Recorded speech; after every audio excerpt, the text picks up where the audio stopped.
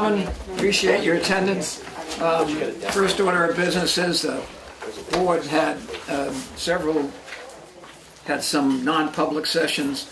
The one at 5:42 p.m. tonight, the minutes were sealed on the basis of the reputation exemption to open minutes.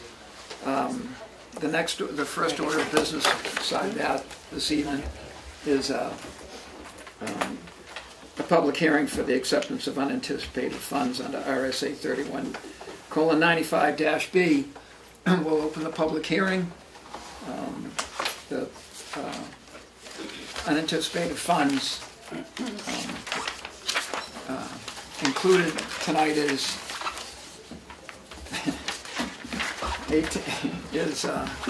$18,014.94 from the Tamworth Foundation, which I believe is totally for the townhouse retrofitting.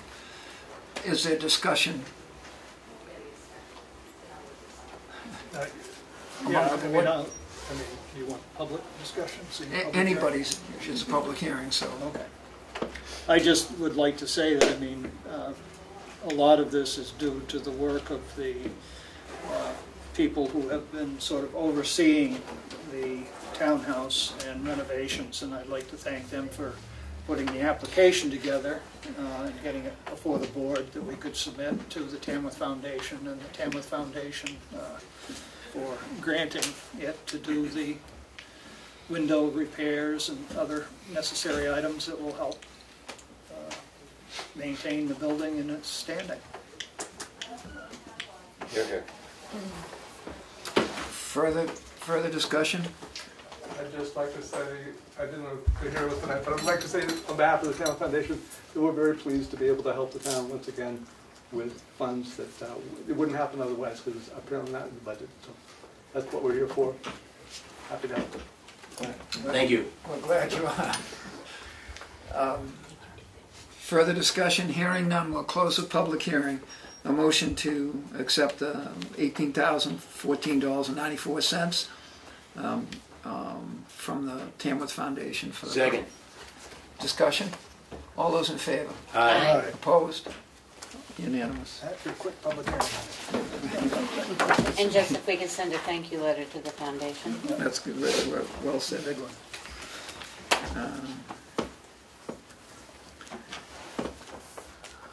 Highway, Fire Department. The indoor air quality at the central station is scheduled to be sampled tomorrow. The carpet is gone from the meeting room and the pad underneath. And it changes the whole smell of the building, if you will. We've also done some research and found that there is no regulatory maximum amount, minimum amount. There's no statutes or DES regulations that say you have to test this building, that building. So it's very vague. Our sense is now with the carpet and the pad out. And by the way, when we took that up, there's no moisture under there at all. It was dry. But it's a concrete building. Concrete buildings sweat in the summer when you get those humid days. They're cooler inside. In fact, we always try to keep the doors closed because we don't have AC, and it feels cool in there. That's not good for humidity, obviously. But there was no moisture. There was no sign of mold under the carpet. We kind of expected there might be some along the, especially on the exterior wall, but it was dry. So, but they're coming tomorrow. To sample it, and they're also going to have them sample the tile that's in there. Because that's sort of borderline. Most stuff I've read, they phased out asbestos tile in the early 80s. That was put in '87, so it could come out of a warehouse, could have been made in '79. You don't really know. So while they're there, they'll sample that. The price on that is $1,760, $1,760 for that testing. The new truck still working, getting the final price.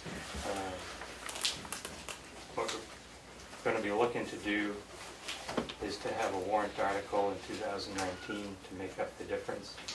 As I think we said before, we can take off about $70,000 by switching to a commercial chassis, which would bring the balance to like $85,000 roughly. Another thing that may come to fruition is we may switch hydraulic rescue tools to battery-powered hydraulic rescue tools as opposed to a central power pack running off the truck. Basically, it's new technology. It's coming of age. None of our neighbors have it yet. You don't have to go too far around the state to find some people that have it. We've got a all-weekend education training coming up weekend after next over at Aaron's place, and there's going to be multiple vendors there with all their stuff, so I don't know how that goes. And basically, they're not any cheaper. You know, we had about $30,000 worth of hydraulic rescue tool cost on that truck.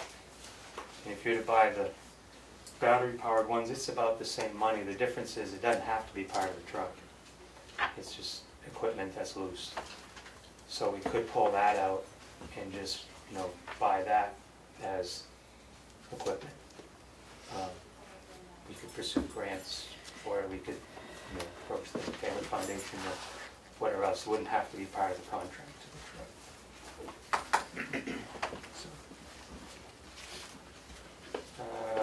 With regard to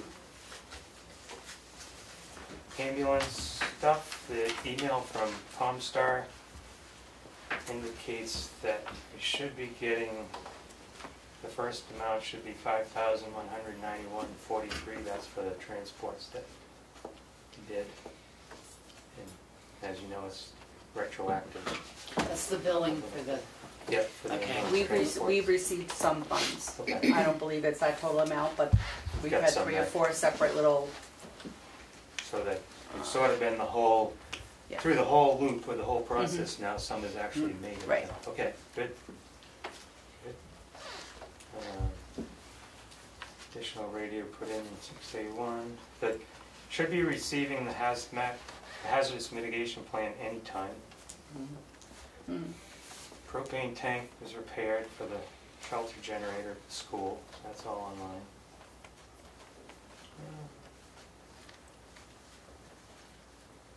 Next municipal building committee meeting scheduled for October 15th, 7:00 p.m. Is that a Tuesday? Monday. Monday? I think the last one got canceled because we were searching for somebody. Yeah.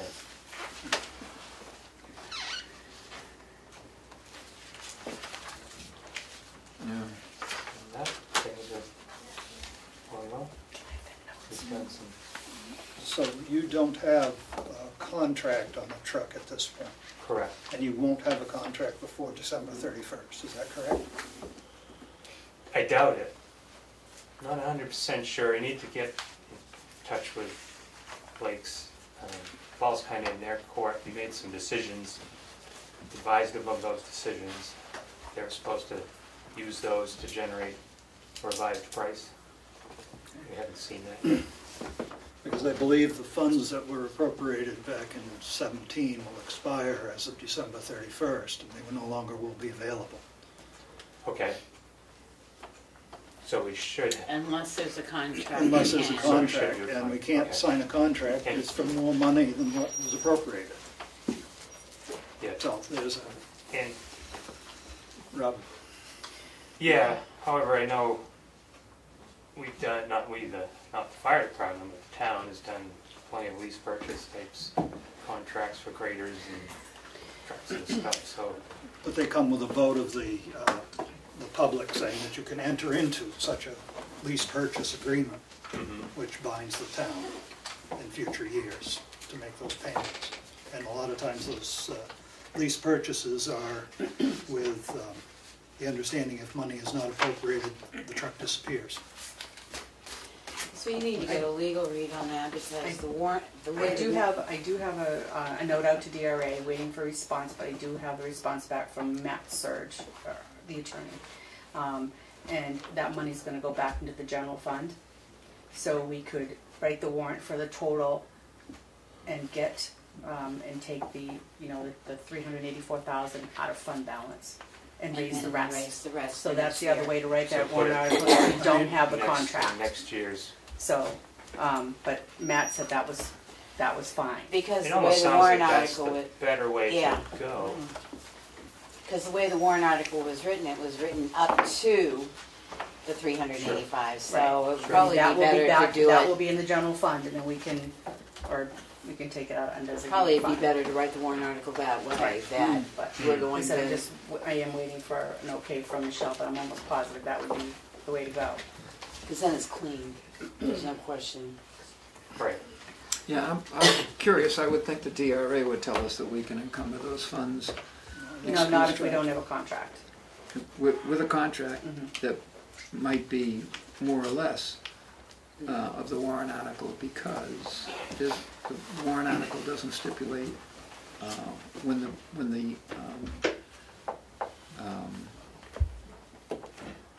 the truck is deliverable. But I don't think DRA will let you sign a contract for something that's more expensive than the amount that you raised. That's the problem. I think that if it's budgeted for, I would think that they might well, but I'm curious as to how that would work. I think that's I, as a my- selectman, would not sign a contract for more money than was appropriated. I think Yeah, it's that just. seems a little hokey to do. I think it's just cleaner to write it up that way. We've done it before. Something about that seems a little hokey to me too. But I say, it just seems cleaner to write it up, Right. that this amount of money will be taken out of the general fund, or the fund balance, and this amount will be raised by taxes. It just keeps it clean. Yeah. Questions or comments for Assistant Chief? Thanks. Oh, just a question. Yeah. When you folks discuss plans for a new ambulance contract, would you give us a heads up if that's going to be at one of your meetings? Sure. And really, we won't have anything to say, but I'm sure a couple of us or more would be You'll have interested something in to say. We in can't hearing let what Steve. what the experts think is the best thing Yeah. to follow. Well, Yeah. last meeting, Chief said he would appreciate, I volunteered to go ahead and serve on the ambulance thing because of my background, number one, and number two, I know a lot of the issues that are going on, not just in this town and stuff, but in other towns as well, so. Right, but I would think that a couple of us at least would Yeah. would like to It's a hear great long-term what's in the process. chief's Well, thinks and- is best.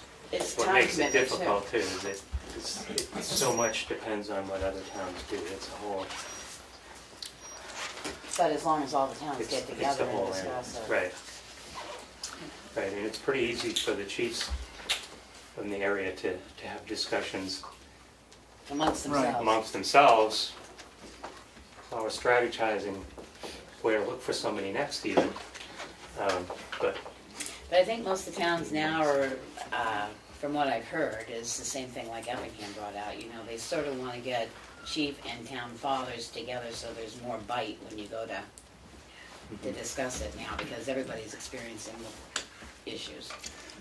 I think you need to be very careful if you want a contract for ambulances. You draw up the contract you want, you just put that out, and you hold people accountable to the contract. You don't try and manipulate one service over another service or anything else, because that'll lead you right down the road to talking to lawyers. Right. In the last negotiations for the current contract, the single greatest source of information and expertise was the chiefs, and we would hope that would be the case again. My thanks, Chief. Thanks for being here. Do you know how many are coming to your training? close to 30 is what I heard last. Okay, because I mean, I'm sorry, I didn't hear the question. I asked him how many people are coming to the specialized training next weekend. Yeah, it's something that's been advertised All over. New England wide. Wife and I stopped at Brattleboro, Vermont, station number 2 to see if Will Streeter was there. I was going to say, you got Was an there. alumni coming. And he was.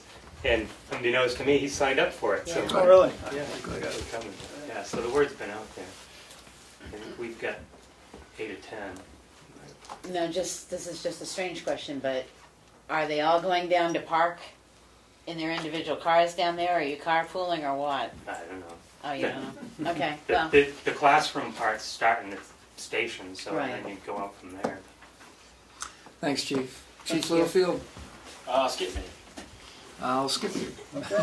Skip. I have our officer coming, but he's tied up on something. Okay. Parker. Soccer's underway, flag football will be getting to start. We're doing that in conjunction with the Gret School, the flag football. It'll be offered for 6th, 7th, and 8th grade. It's going to be tied in with one of their after-school programs. That seemed to be the best way to make it work. Had our first 5-6 soccer game tonight. Didn't go well score-wise, but we did play.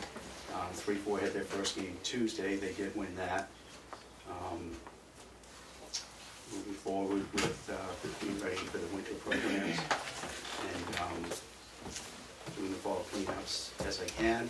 And I'd like to thank the road agent for, when I get wood fiber or wood chips, depending on who you buy them from, for playground equipment, I got extra so we could take some over to the playground in Remington Park, and they hauled those over for us. So I'd like to thank them for doing that. And, Cool. you know, have a certain depth, and it's got to be the right product, and so that is in place there as well. That's basically what I have for today. Yep. Have you read the report from the committee? Yes, I have. Are you going to be here for the presentation? Yes. As an aside, the spread in the Carroll County Independent about our election day, where there was a number of pictures.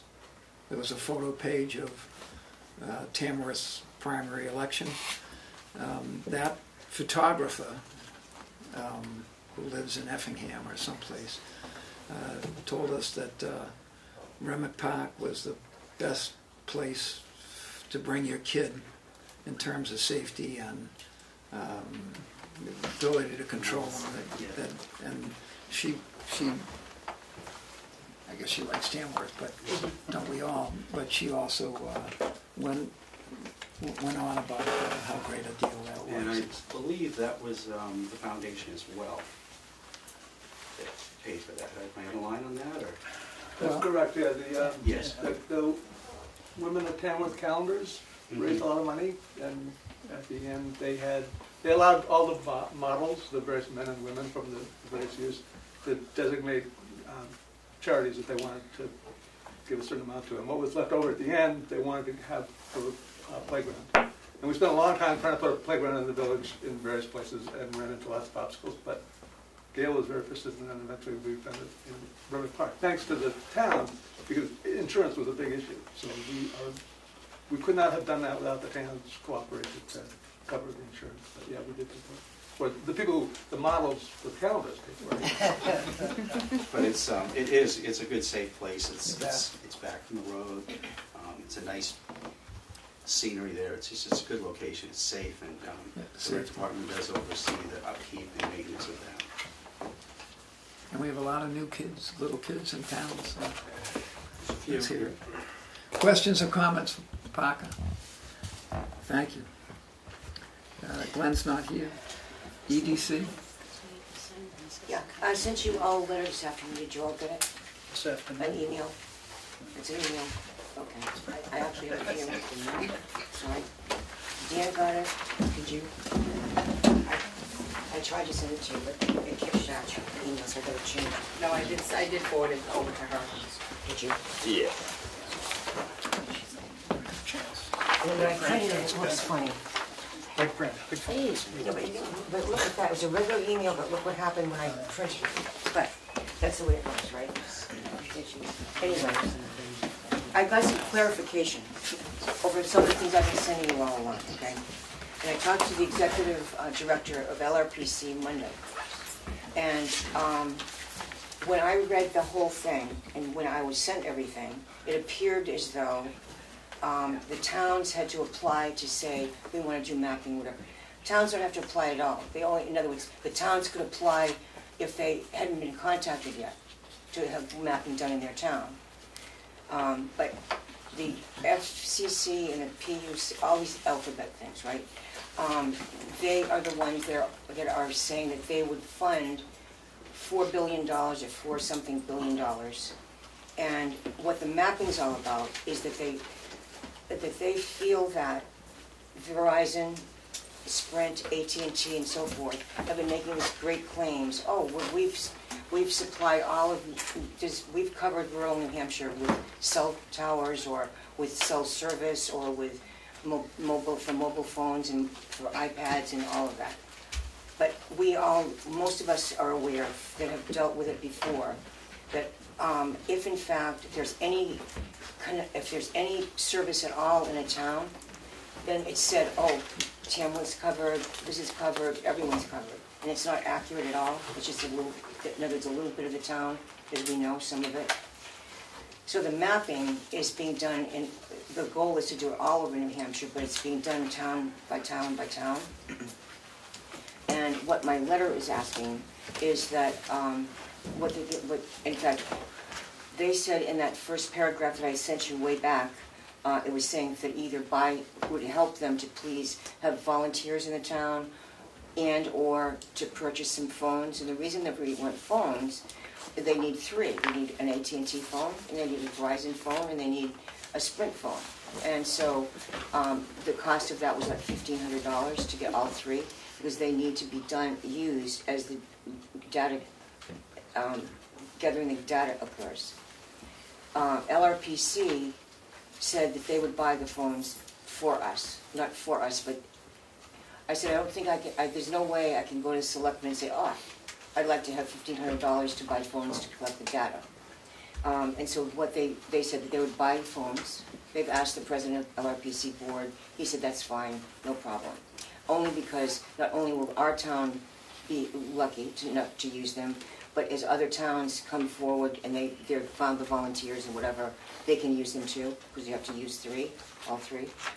So what would happen is that once they get this information from as many towns as possible, they can go to Verizon or go to AT&T or go to Sprint and say, here's proof that you didn't cover most of rural New Hampshire, like you say you have, or Maryland or wherever. So that's the reason the mapping will be helpful. And so then what they would do is they would decide where could monies best be used, what areas need it most to get better cell service, to get better, like as we know, you go down Page Hill, down 16, the call drops because it's just not adequate. David was telling me just a few minutes ago that they're not talking about putting 5G in, they're talking about putting 4G in. And I'm thinking we have some places with no G. So therefore, if all it takes from us to show where we have dead spots and where it's not working is to take part in the physical time it takes to do that mapping, then it doesn't cost us anything. It doesn't hurt anything, and we're helping. And this isn't exactly broadband, but on the other hand, what I've been told is that as the future comes and things go forward, more and more things are going to be done wirelessly and not with direct wires. And as we all have many of us have hotspots on our phones that can be used who knows where the technology will go in the future. But the more that we can at least take the steps going forward, the best. So my letter said, I need 2 volunteers. And the reason I need 2 volunteers is that next Wednesday, they're having training for using these data things. And so I'm just trying to, and my problem is I have a board meeting with LRPC that morning, and that's some of the time that the training's going on. So I just thought, you know, you're the selectman, and I've asked the planning board by letter, the same letter I sent you, and the economic development people. I just need to come up with 2 people who technically, they don't have to be great, they just have to get the training. So that's what I'm trying to do. And the other thing is, I was missing at the last meeting, and I wondered whatever did happen with putting a committee regarding the bigger version of broadband together. And the reason I ask about that is that Carol Miller's asking me when does that committee want to meet with her? And so I didn't have an answer, so I thought I'd lay that in front of you. And now I'm done. I had trouble following the emails last week or whenever. I know there was too many of them. But that's all, I was just getting all of that, so I thought the more I could share with people, the better. It seemed that there was some differences of opinion among I heard them. EDC stuff. And there was some comments that would require additional towers in town, but we don't know. No, we don't. And the thing is, the other comment too, which is that, in other words, say that it isn't as though they're saying, we don't know what will happen, okay, or what the deal will be. But we have a control over whether we have a tower. We have a planning board, and we have a tower ordinance and all of that. So the thing is, it could very well be that Sandwich needs a tower, but it will help us too. We don't know anything about what AT&T, Verizon, or Sprint would do. But it isn't as though we would say that we don't want anything to make our situation better. And nobody wants to put a tower in the middle of Wanalancet or anything to harm. We all want the same thing of preserving what Tamworth is, but we also want to be able to have our businesses and our citizens and the people, our students and all, to be on the upper edge of technology and not the low edge of technology. And this would exclude, or this would not include wired access. You know, I got a thing at my house like you did, 100 meg for $29 a month from a provider that doesn't have a wire on my street, and maybe not on yours either. We don't. I'm sorry? We don't have wire in my area. Yeah. But one of the things upcoming is cable company contract negotiations, and as you said, that one of the things we should be looking for is universal coverage in the town. Absolutely. I mentioned this at the Mount Washington Valley Economic Council meeting last Wednesday. We have a round-the-board talk about what's going on, whatever. And the executive director said, Pat, what's wrong with your town? When North Conway did their contract, they just demanded that they cover everybody, and they just wouldn't sign anything until they did. And I'm thinking that might have been a lot of years ago, because I don't know that you can do that anymore. And so there's no harm playing hardball, I guess. And what I really like is the idea of perhaps you dealt with the regional area, the regional issues before, is to push for that being a regional issue, that more towns than just us, whose contracts either are about to come up some year or now they're expired, whatever, to work together to have more clout, to say none of us are going to sign it until you figure out how to. I don't have all the answers of how we're going to solve this, but I guess that I'm trying to have us all do the mini steps to be getting ready to when things happen, which is why I asked about a broadband committee. So, does EDC have one of the 2 volunteers, or you still need 2 volunteers? I only found out I needed them 2 days ago. So I thought if I sent this out, that I could, I need someone for Wednesday, because after that, once that training happens, it really needs one of the 2, or 2 of the 2, to drive around and they're gonna give charts and maps and go this road and that road or whatever. So that more people could attend than just two per town. More than two could, but they don't need to. I'm gonna be happy if I. And the training is Wednesday next. It's Wednesday next week. I think it's most of the day. I wouldn't be surprised if it's training with them, how you read the data and all that. And you have to keep making sure you're connected to be. They said they lost a whole weekend once in one of the towns because it wasn't connecting properly or something. So therefore, they're going to teach how you check and how you read it and how you plug the data in and whatever. And then, but then, after that's done, then the 2 people, or 3, or whoever people, no more than 2 people need to be in a car. And we only have 3 phones, they're all used in that same car. And the car goes along and stops, and they take a reading, and it goes along a little bit more and it stops. Take another reading. And they don't, like, they're not going to suggest that we bother with where we know there's connections, but to, like, as we go out, to do that. And those days are flexible, the people doing them. We're in something of a rush that we want to have all the data in within the next 2 or 3 weeks before November 1st. So we don't have a lot of time, but it isn't like they're saying, other than the Wednesday day for training, no one's saying it has to all be mapped next Monday or something. You know what I mean? It can be made up to the people to a point. Is there interest on the board to participate in the training? I'll be on Wednesday. I don't have any time. I can't do Wednesday next. He's going to check to see if he's free. Yeah. You know, I appreciate you looking at this, Pat. I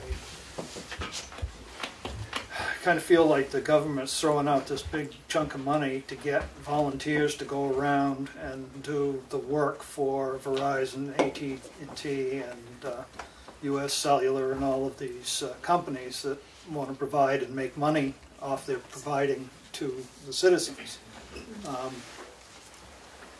I can't believe they don't really know where their phones don't reach. But see, the problem is that you've got an entity like Verizon or AT&T and Sprint who want to get away with not having to bother to make service there. And sorry,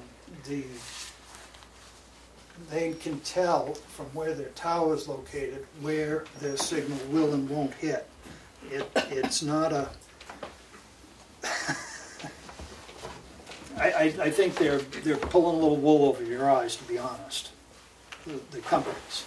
I don't think that they're being upfront and honest. They want the $4 billion. Do their demographics. Right, they want everybody to do their demographics, and then they want the $4 billion so they can come to Tamworth or to Madison or whatever town and say, yeah, we can improve your services, we're going to put a tower up here, but it's going to cost you. And, you know, how would it cost us? How will it cost you? Yeah. How much do you pay for your cell phone a month? You know, if you have a data plan, you know, and it's only 4G, 4G isn't enough to operate a business on. It's pretty minimal. I mean, it's not solving the broadband issue. It may be solving the issue of having a drop call on, you know, on the road, but we're not supposed to be using our cell phones on the road anyway. You know, so I applaud you for doggedly working on this, but I just feel we're being snookered, to be honest with you. Well, except absent this. Right. If we get Spot. Well, I mean, I wonder what the next technology is going to be in 10 years' time. Why don't we wait? Well, you know, we signed a contract probably 25 years ago now with a 16-year contract with the cable provider, and we didn't make them do the whole town. That was wrong. That was a big error at the time, and we have to pay the price of that lack of forward thinking. Okay, so then in 10 years from now, those are G. All around us, they've got great cellular service, and we're using the cellular service now with 5G to connect everything there is in the world. But by the way, we're not doing Tamworth because they didn't want to have anything to do with it. That's kind of the way I'm seeing it a little bit. Well, I think after going to the last political whatever meeting up in Albany and attending the Albany Selectmen's meeting and talking to a few people in Effingham, that many towns are facing the same issue of not reaching out to their outers, and they're looking at it as a regional issue, and there is numbers in region. Two townspeople that I know that attended the meeting said if we could get a committee together of people from different towns, this is a regional problem for this town that we're not going to solve town by town because it's going to be too costly. I agree. I see this as a step towards whatever is the future. I don't know what the future will be. So my bottom line is I need to get 2 volunteers, and I'm not saying that you have to tell me now or whatever, but I just need to have them by next Wednesday. To get some information here is, I think, a good idea. It doesn't commit us to anything, and it doesn't cost us any money. Not a dime. So to know where there is. I'll be proud that Tamworth's one of the earlier towns to do the mapping, to provide to, as comparative for other people, to say, oh, these towns are doing it. The ones I mentioned in the letter, they're all part of the mapping thing. There's more, but I didn't know them all. I would think that to have that information would be valuable while we negotiate a cable contract, and because it might be that we would have to insist on some things. I didn't send it. I didn't have emails for I can put a note on the website to see. Okay. To ask Yeah, for and even if you volunteers. could help me by passing that letter to, it doesn't look like that when it's actually I have emailed. it, yeah. Okay, to like the conservation, or the school board, or the fire department, or... Further comments for the EDC? Was there a committee for broadband? No. Okay. There was a discussion briefly, but with not a majority of us. Maybe 2 of us were with the town administrator talked about whether EDC would be the folks to to investigate and come up with. Well, in other words, if you said to me, the selectmen would like to say, yes, we do want to have a committee, and EDC, would you put one together? Then that I will. But in other words, it's sort of like the meeting was with Carol Miller, and here was your meeting, basically. You invited her. And she was saying that, okay, you need to put a small committee together, and I will be happy to meet with you. So it was like in your lap. So I can do whatever you suggest. Well, did that just go under EDC though? Like, why couldn't you just do it under that and not do another committee? I think it's more than just EDC. In others, I think, first of all, I meant to tell you, you were at the meeting, Planning Board is behind doing all that we can to help get broadband to our area. And I don't know if they're going to write a letter. This was only last Wednesday that we had the meeting. But they together voted that we want to make sure that the selectmen know that they're very much behind having the selectmen do their thing about the broadband. And the answer, Aaron, is that it's in your mission statement that the selectmen would make sure broadband came. I don't mean you have to do the work for it all, but it's sort of like your umbrella. Can we just put it on the website and see if anybody's interested in sitting on a broadband board? And then we need to move on, Pat. We've got a very busy schedule. Can I suggest a list to Darlene of some people that we thought might be good? Yeah, absolutely. Thank you. Further, hearing no exception to that idea. Let's do it. Chief Littlefield. Good evening. I won't hold you up from the game tonight. It's on Netflix, Right, there by is the a way. game. I just want to introduce our new officer, Officer Carl Cook. I just joined the force 2 weeks ago, getting to know the back roads. Carl comes from Tuftonboro PD, where he's worked the last 10 years, so he's familiar with working in a small community. I think he's gonna fit in here well. So if you see him out and about, greet him before he greets you. Thank you. Other than that, we have another drug take back. Earlier we did one in the spring. There's another one coming through October 27th, Saturday. In our lobby, 10 to 2, you can bring your expired or unwanted prescription drugs, no liquids, no needles, and please leave your recreational drugs at home. Other than that, I got nothing else. Perfect. I'm sorry, what is his name? Carl Cook. Harold? Carl. Carl, all right. With a K or a C? Okay. K-A-R-L-K-O-C-H. Oh, That's a big difference. It is different. Yeah. Nice to have One of you. the Koch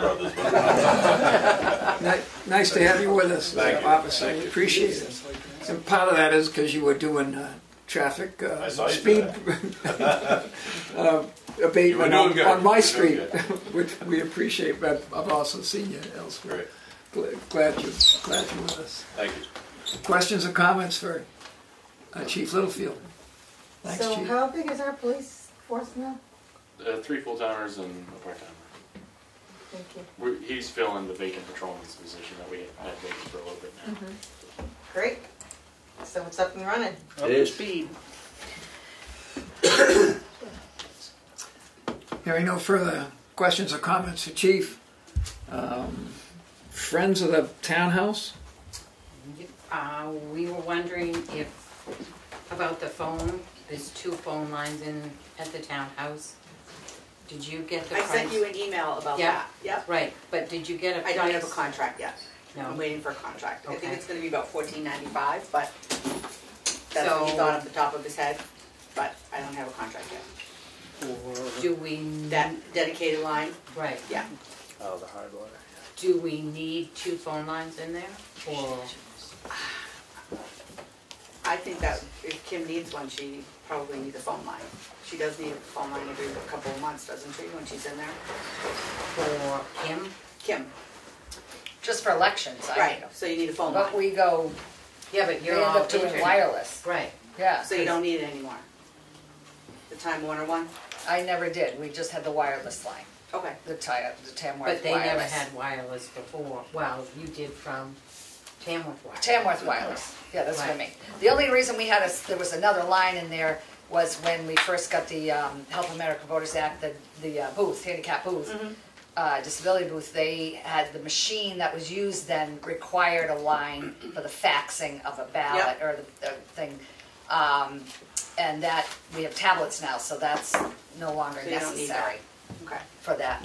To that. So you're gonna get rid of the Spectrum But the state line. was paying for that one anyway. That's what my question is. Yeah, okay, I thought you wanted that for phone calls, but you wanted the Fairpoint one as a dedicated line. That's what Rich had said, that For the security. So Yeah, for the that's security. fine, yep. But you don't need the other line then? I wasn't under that. I don't think there needs, Okay, then we'll get rid So- of You that. might just want to check though, because they may have bundled you.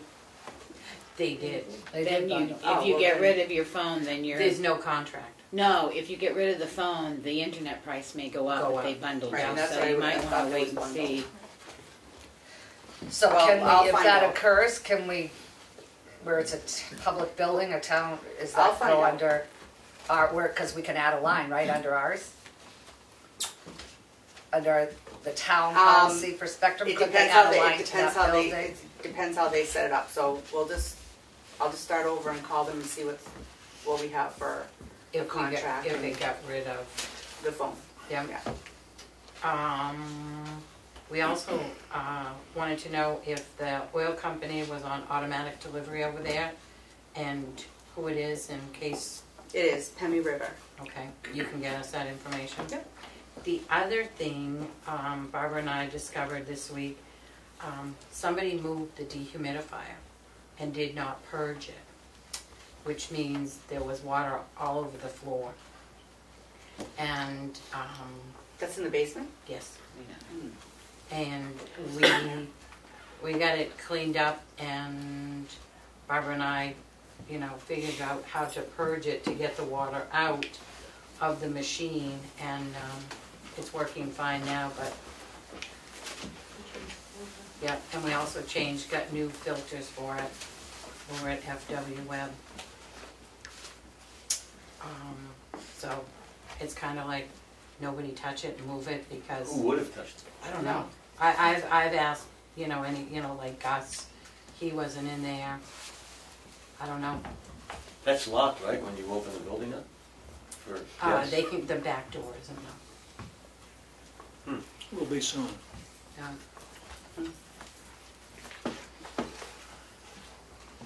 The only other question we have is, would you be interested in installing Nest thermostats in the building so we can kind of know when the furnace is out and can control the heat? 5 people can have it on their phone to turn the heat up, down, and can monitor it. Monitoring is real advantage. I mean, you get a storm comes through and, you know, Right. you're off somewhere else, you can see whether you've got heat going or not. Yeah. Did you Well, get a price on that? No, that, before I did.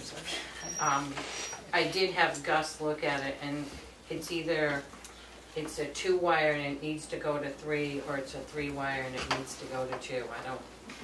That one's easy. Yeah, I know, it's one way or the other. But he said it's an easy fix. Yeah. Get a price on it, we can get it in for the budget season. $200. Yeah. $200?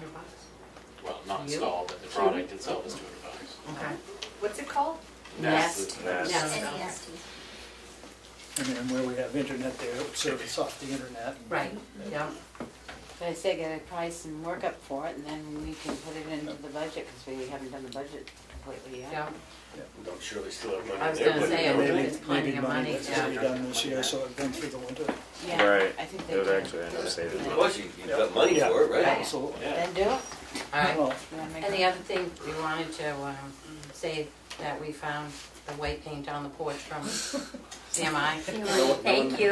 You're welcome. Yep. Yep. Thank you. So, that's it from us. Actually, I have one thing, the letter about, Yeah, that's from Strong Living. Yeah, About renting okay, the building, about their hair. Right, and the other thing that we ought to say is that the groundwork around the outside will be done Yeah, I told her. at some point towards the end of this month. Yep. Um, Darlene Yeah, sent so an email to me. That's set to go. Yeah. So what do you want to do about Strong Living? Is that what it's called? Yeah, I make a motion that we allow them to continue. They've been there, Yeah. they don't have very many participants, so I'd say also that we waive the fee for And- them. I And they're second. considered to be under the rec department like they have been all along, as a rec program? Well, I guess it depends on who they wish to contact if they're not gonna show up, so the building doesn't get open. Because the friends are opening the building, so. I'd say insurance-wise, they I was need to gonna go say under they the rec need, department. right, that was Right, another well, thing. that's, So, and just make sure they know who to contact to get the building open and stuff. okay. But I would also say, my motion is to waive the $15 fee for them as well. And I second. I'm sorry, what's the motion? To allow Strong Living to continue using the townhouse and to waive the $15 usage fee for them. But they'll remain under the rec department due to insurance coverage. Would you Did you run second the I second it. conversation, and would you run the discussion, please? Any discussion? All in favor? Aye. Abstain? Oh, he must have somebody relating to that. I didn't catch that. And we did get the payment from Barnstormers for that invoice, total invoice. Further comments or questions for the friends? Town clerk, native born speaker of this language. Town clerk, tax collector has information about the shelving unit. I do and I don't. The shelving unit, I think Becky and Darlene had met at one point. I was not available Friday. The initial, I guess, split between what the Tamworth Foundation and Tex and the warrant article, possibly through the town, was an 80-20, which there was a misunderstanding on the preservation of the historical records versus the permanently kept records, if you will. initially the preservation of the records on the leather-bound books that we've been redoing slowly and surely, and our grants, some grants cover and all that. Shelving unit is not necessarily, well, I know it's not covered under the Moose Cliff grant anyway. So we were trying to determine what percentage on the shelving once that's there as far as the historical records, how much area, that kind of thing. So I initially was thinking myself 10,000 as a warrant article. The whole bid was 36, I think. I do have to ask 35,783.50. I do have to ask, there were a couple of optional things on here that I wasn't sure. I gotta give the gentleman a call back. So anyway, trying to find where the warrant article should be, what percentage to have between what the foundation is paying, what we feel is a good number, or a fair number in regards to asking the taxpayers for that difference. Does the split between non-preservation and the preservation, does that include space for future books? Yes, it does. The shelving I got in Exeter, this was suggested recently, and I haven't been able to discuss it. The shelving we got from Exeter, that is the rolling shelving for those type of leather-bound books, is down at the town meeting house vault. It was suggested maybe that since that is in the included in the shelving project, that maybe that we initially move that in on our own, see what that setup involves. Well, I know what the setup is. You've got to screw the two parts together. But what books will be, will be sufficient or will work in there. Part of the purchase of the shelving unit included more of those to finish on this wall here in the vault, and maybe get a better idea of, because the shelves that are coming out have colored paper and different things on them that wouldn't be able to be put back in there, obviously. Just to give us this project is more than just, oh, they're going to come up, we're going to close the building for 3-4 days, have everything swapped around and put everything back in. That's not how that's going to be able to happen. So there's going to be file cabinets that aren't going back in. There's going to be material that isn't going back in. There's going to be things that we need to figure out where are going to be stored.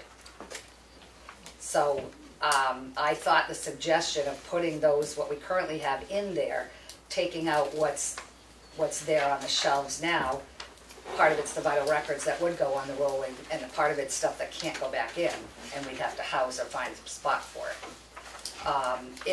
In the meantime, while we're doing a warrant article, and I'll be honest with you, this price was good for a year. I don't believe, scheduling-wise, we're going to be able to actually have them come and do this until mid-July. I don't think. January to July is very busy. Which portion are you saying? The shelving the shelves project that we have? No, those I think we could have. I don't know. I don't want to put the highway crew on the spot, but have be brought down and put them in. I think that is a more sizable project that could be done. Whether it's, I don't know, it's Saturday, Sunday, Monday, or whatever, whoever's, depending on how we set it up, in a shorter time frame. My concern is that we don't spend a lot of money we don't have at this point, which would be raising and appropriating $20,000 for some shelving units. We have some shelving units. Put those units in, see what they will take care of, and figure out what we're going to do with all the other stuff that's in there that maybe doesn't need to be in there. And have a pretty good plan before we, because I mean, even if you put in a whole bunch of other shelving units, you're still going to have that big bank of filing cabinets, and where are they going to go, and what is necessary actually to keep in the safe, what needs to be, in a fireproof safe. Yeah, well, we have, I mean, we know what has to be there. Right, I Some think things we've may gone through a need to lot be of that. rehoused in archival boxes, or the there's a lot of things in my office that technically should be in there now. Well, So- this is so- my concern, is we have a plan of what to do with the things that definitely should be in the safe. Yeah, it's just what percentage of that should be covered under the historical preservation. I think you Are have you to make a still plan. looking at of- about a third, like we discussed? I mean, most of it was the supplies we know certainly are coming out. There's no doubt about that. Right. We didn't really, I mean, you threw out a third. We didn't have time to discuss any of the, more of that. I thought you did when you were talking about the $10,000, and I said, oh, that would be a third of the price, so that's why I Well- thought you came up with a third. But Because it's so- 36, and I'm not sure it's Yeah. not going to be 40, to be Right. honest with you, Yeah. with the options or whatever. Right, That's why I right. want to make sure Yeah. I got my number right. But what I'm thinking is, if we don't come up with a number here during this budgeting time, we've got another year that blows by, Right. and No, we we still need to got come up with records where they something. shouldn't be. So I'd like to get this going so that we can in July, and whatever number we determine for that warrant article, to do during this budgeting time, so that we can get it in this year. From I what have a you- good idea of what needs to be there from what's in the cellar and in the old evidence room downstairs. That's leaned information, leaning, deeding, permanent records, if you will. They're not preserved records. They're not historical records. I mean, we have to keep them permanently, but they're not fall under that preservation. And most of the side. stuff in that is that permanent type record. Right. Right now. And if you looked at the shelving units, one file cabinet, or was it 8 file cabinets, would go in one section. Oh, So yeah, you we'll would gain so much space. We with- will double. We'll double or absolutely triple gain double the space. at least. It's with- just finding with that that unit. number. Right. A third. Well, then could you guys take You the just said a unit third. we have? So I was looking to see what I guess the third. David's done a little more Well, research with me. I just measured the shelves and Yeah. counted, and you're gonna get a third more space. Right. But you're trading volume for surface area. So Mm-hmm. you only have access to 40% of it, of what you currently have access to. Right. Right now you can walk around and get to everything.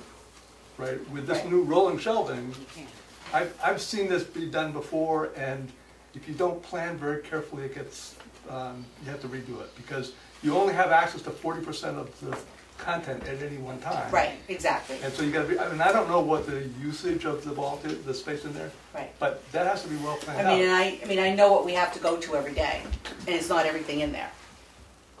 You know, there are certain. All I'm saying is like, Right. it's a great system, it Mhm. works great if you plan for it. Right. If you don't, it's not. Can we put the unit in we have? That's a good place to start. Then you're gonna see how much room you've got, because I agree with you. It's a rolling system for a reason, and you gotta have room to roll. And if you don't have it, you start over and do it again. So at least you'll see how much space it takes up, what can be saved, what space we're gonna gain. Yeah. And then measure from there to see what the requirements are and stuff, and see how many units we might be able to squeeze in there. Can I make a comment here? So I guess I instigated some of this because the Tamworth Foundation in 2016 established this fund to help pay for historic record preservation. And also in 2016, Copile Technologies provided Kim with an estimate for what it would cost to preserve those leather-bound volumes, because they're all on acidic paper and they won't last forever. So the price tag for that was $173,000. We raised $79,000 from the foundation through all our donations to that year, and then we matched that. So we have like maybe 40% of the total cost for the historic record preservation. And when Kim said that Moose Plate grants won't pay for shelving, you need a place to put historic records. I mean, when they were over in the other vault, which was not climate controlled, I was really glad to see them get out of there. So they need to be in the vault. I said we could pay for some shelving for those. But the shelves he already has hold 64 volumes. And when Bill Stewart did the assessment in 2016, there are only 64 of those leather-bound volumes that we have, that he assessed. So I think we got enough space for what it is. Now it's not everything. I know you've got other things that he didn't look at that should also be in the vault. Yeah. I'm not saying it's everything, but where you're saying that 2/3 of that is for historic record preservation, the town's got to pay for the record preservation at some point.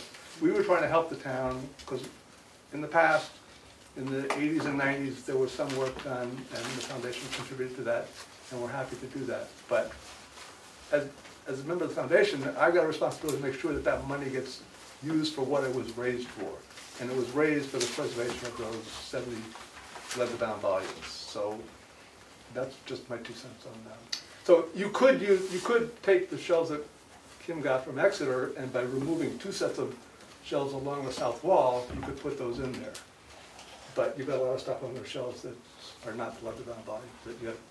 The big part is figuring out where it's going to, the stuff that's in a very secure closet, where's the new closet when it comes out? That to me is a big task that you have in front of you. I mean, I'm not on the record preservation Yeah. group, but I'm wondering how many of these paper objects could be transferred to electronic, to be kept in electronic form instead of just in the paper form. And I don't know. I mean, I don't know the answer to that. And that's a whole, that's another, every city and town is different. Yeah. Depending on your size, whether you have off-site storage, whether you have, you know, the PDFA archival, you know, if you have the cloud, if you have whatever you do.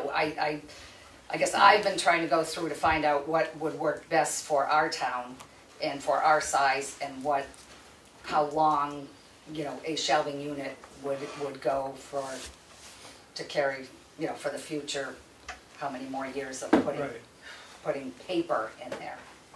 So the direction is, you know, obviously more of the electronics. Some of it you do need to have in paper still anyway. And some of that's going to take time. It's going to. Whether we can scan all that, I mean, it's not going to. It's going to take. We have a space issue. Right. Yeah, exactly. How absolutely. do you deal with the space issue? Right. Is the question. And, you know, it's a hindsight, you know, foresight of you know, which direction we're going and what we'll have for electronics or have available to us in the future. I don't know. So, Although the legislature has, over the years, increased the number of things that can be electronically stored, and that seems to be the direction. Yeah, that they're going. Yep. Yeah, it's just whether you want it stored through your own server or out someplace on a cloud that, you know, can get sabotaged as far as I'm concerned. Right, yeah, I mean, you know, but there are some things probably that... Would you folks... And my big thing too here at this point for the preservation of the historical records is to make it accessible to the public. I haven't had a chance to talk with Mary Cronin. I know Mary's done a few things that may make the discs that I have for the books that have been completed, may make that information available. I think, I'm not sure, through the library means or whatever. I had planned on giving the Historical Society and the library copies of these CDs anyway. So I haven't been able to speak with Mary, but she may very well be headed that direction for us already in that respect, public access. There is some of that coming up, which I will mention when we talk about the library trustees meeting. Okay. David? No, if you're going to talk about which. I mean, I did talk to her. She is working on a committee, and there is a facility for making that stuff publicly available. So what's next then? I know, so that's where I'm at. I'm not sure, now I'm like backpedaling, I feel like, but at the same time, I've tried to take steps so that we're going in the right direction. So the suggestion was recently made, and I thought that was maybe a good idea to get that, what we've been given in there, see what that covers. It's not that I can't get another estimate later on down the line, and we can, you know, readdress this a year from now. I mean, I've been in for 13 years. I'm on my 13th year, so it's not like it's, you know, it's going to make another year difference. But you said that estimate right now is around 35, and 36,000. and it could go to 40 with the additionals. Well, and I'm not sure. I'm throwing 40 out there. There were a couple of things I noted afterwards, and I took a a vacation. No, I'm just last taking week. rough estimates Yeah. for something I'm going to talk about. I'm going Okay. to talk at Selectmen's updates as well. galvanized ramp and deck and grout says not included, so I wanted to get a little more clarification on what, because the system actually builds up a subfloor, it's on rails and it's up on a subfloor, so I think the ramp he's talking about is coming off our floor on up to that subfloor, if you will, where the rails are built under. So anyway, I like the idea of the shelving unit, and like David said, we have to be cautious of where we're putting things, because accessibly, you don't want to be rolling it back and forth all day long. We did spend a lot of time with him, and I thought he had a really good handle of Yeah, what he he had did. in there and how it would work, and so he did. I was pretty comfortable. He did. Knowing what we needed to get to every day. Yeah, and I was too. It's just the matter of whether the planning of it all, I guess. So I don't know if we want to get some air in here. Yeah, I was just going to say we need to open some windows. God. Turn the thermostat down. I don't think anything's down. on. It's not on. We're up to 78. I mean, I guess we could put the AC on. No, just open the window. Open the window, yeah.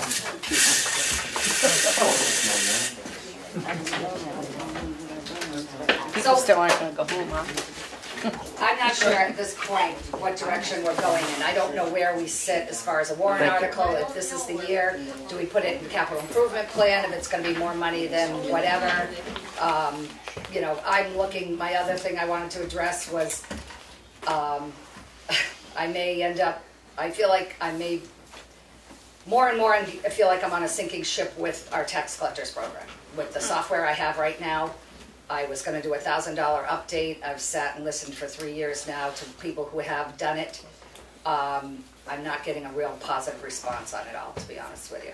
And I'm wanting the support. I don't know that I don't feel is there and strong. A lot of towns in the past have already switched to Avatar. I held off because BMSI covered what I needed, but there's some changes going on that I'm not so confident that I shouldn't be looking at looking at updating my tax software within the next year or two. To Avatar. To Avatar. I see. Yeah. I'm sorry to say BMSI I've used since I've gotten here, and I don't have a problem with it per se, but it just seems that the update and the support that's there isn't there. My ClerkWorks used to be with BMSI software. When I went online and did the Intuware and the EB2Gov credit cards over the counter, that company also supported ClerkWorks, and ClerkWorks, I felt the support was falling at BMSI at that point, so I went to another company for support for the ClerkWorks. So I stayed with them with tax collection because it was there. They've had some personnel changes, they've had some programming changes, and I don't know that it's worked in their favor. So, and that's looking at $9,900, 10 grand. Yeah. So It wasn't and I don't have to do this tomorrow, but just something that CIP or whatever direction I have to go in for either of these projects. I feel at this point, and that's kind of why I'm doing a little backpedaling, because this has come to light very recently. It sounds like that you folks would like to gather some more information before any decisions. I think so. Appreciate Yeah. it. And the only other note I have is the interest rates for budgeting purposes and everything. The legislation this year passed reduced interest rates for liens, delinquent taxes and liens. So it went from 12% down to 8% for delinquent taxes. For the liens, once they go to lien, which I usually lien end of April, it went from 18% to 14%. So just for your budgeting purposes, revenue, whatever you're thinking as a board, just to let you know that starting April 1st of 19, those new interest rates take effect. When did it start? April 1st of 19, Okay. coming up. Yep. 14%. Thank you. Thank you. Thank you for your time. Thank you. I'd like, Kim, I don't know exactly what my schedule's gonna be, but I would like to volunteer to help with the shelving unit transfer. Okay. At some point, so we can work Try to get that someday, so we set can up work it out to, it's gonna be a big project to move all that stuff. Right. Keep me involved so I can get my supplies out of there. Well, Go ahead and move this Figure out along. where we're gonna put them. you two would decide. Already. You would decide on So what. the cell unit that's there, and if it could go in the cell, it could, they It's could gonna- sit on that for a right, little while. right, we're gonna Yeah, have to for- do all for that. So, a little you while, know, but yeah. it could go down. But it just means it's gonna The be a summer's dry process. now, because for you the can three of fly us. around. I would think you'd get 3 volunteers out of here in a Yeah, ton. great, thank you guys, I'll be in touch. We have several appointments that we Moving to? have. Mr. O'Brien and Mr. Alt, if you would, we appreciate your patience. Thank you very kindly.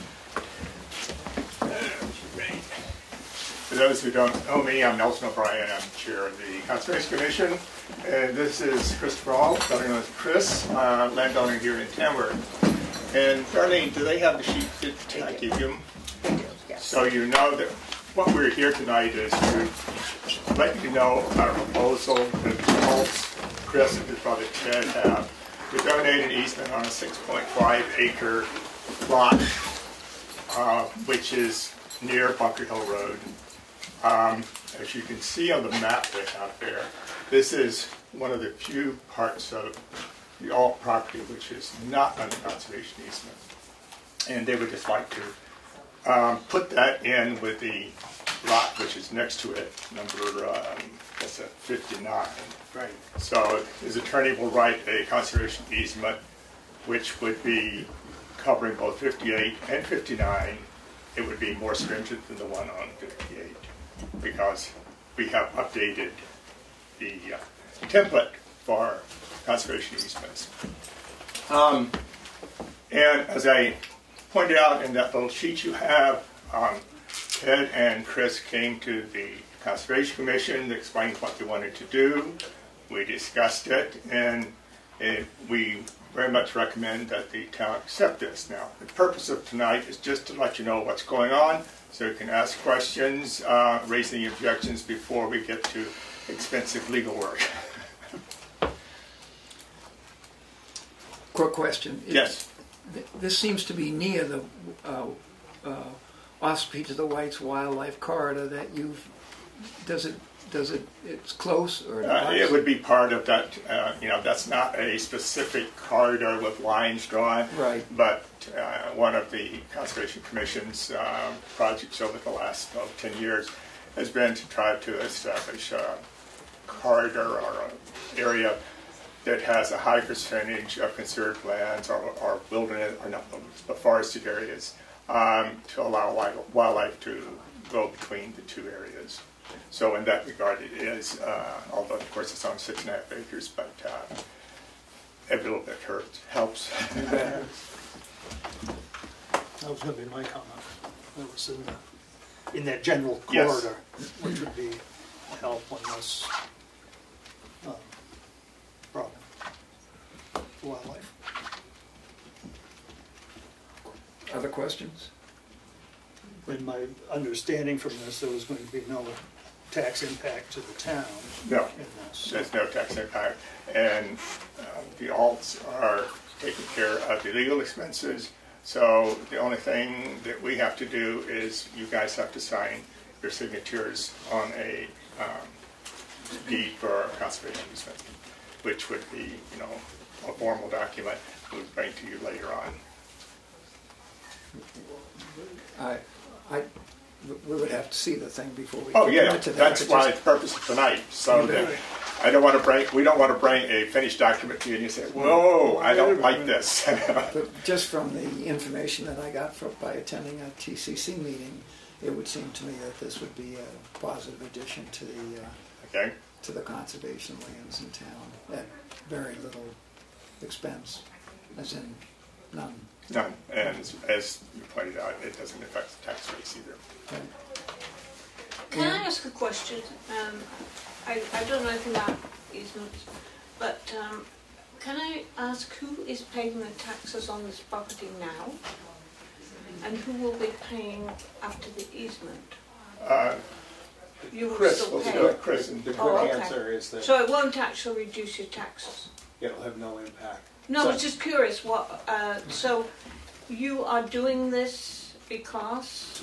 Because we believe in preserving the land Okay. in its natural state, along with, a great many acres around I see, there. but you don't actually gain anything other than the goodwill of, That's right. or the good That's feeling right. of doing it. Nothing at all. Okay, thank you. And furthermore, a large percentage of that particular piece, as I understand it, and the surrounding area is hospitable to use by folks. Not only hospitable, but we encourage it, whether it's hikers, horseback riders, fishermen, bikers, all on a non-motorized basis, but we encourage that. And it gets a lot of use. And as I understand it, there's a number of places that provide parking for especially residents, but anybody in the world, Right. I guess. Right. Further comments, questions? Other questions from the public? Thank you. I'd like to thank the all once again. I don't know how many, I think with the most easements in town. So if you don't, one more. Thank you. That's where it is. Yeah. Yes, I think they are the largest easement granters in the town by far. Thank you. Thank you, yeah. Thank you. Okay. All right, great. Thank you. Thanks for coming in. Have a nice night. Mr. Cloutier and Mr. Cargill, thank you for your... Did I lose Ken? Oh. No, Ken's right here. He's We're right here. John. So thank you for having us. I know you've got a very full agenda, so try as much as possible to be brief. So the reason for appearing tonight is to follow up on status of both the due diligence being performed by Matt Surge. The TVA has been providing Matt with documents, both what he's requested and pretty much anything else we think he should see, and answering any other questions he might have on his investigations. And the first thing I'd like to lead off with, I'll take some of the operational ones and defer to Ken for more organizational and structural compliance issues. But the first thing I'd like to get some guidance from the board is that Matt has identified that it would be reasonable for the town in its due diligence to have a independent professional engineer do an assessment on the condition of the system. Now, obviously we've replaced more than half of it with new disposal beds in the last couple years, but nonetheless a reasonable party would conduct due diligence on the condition of any asset before they take it on.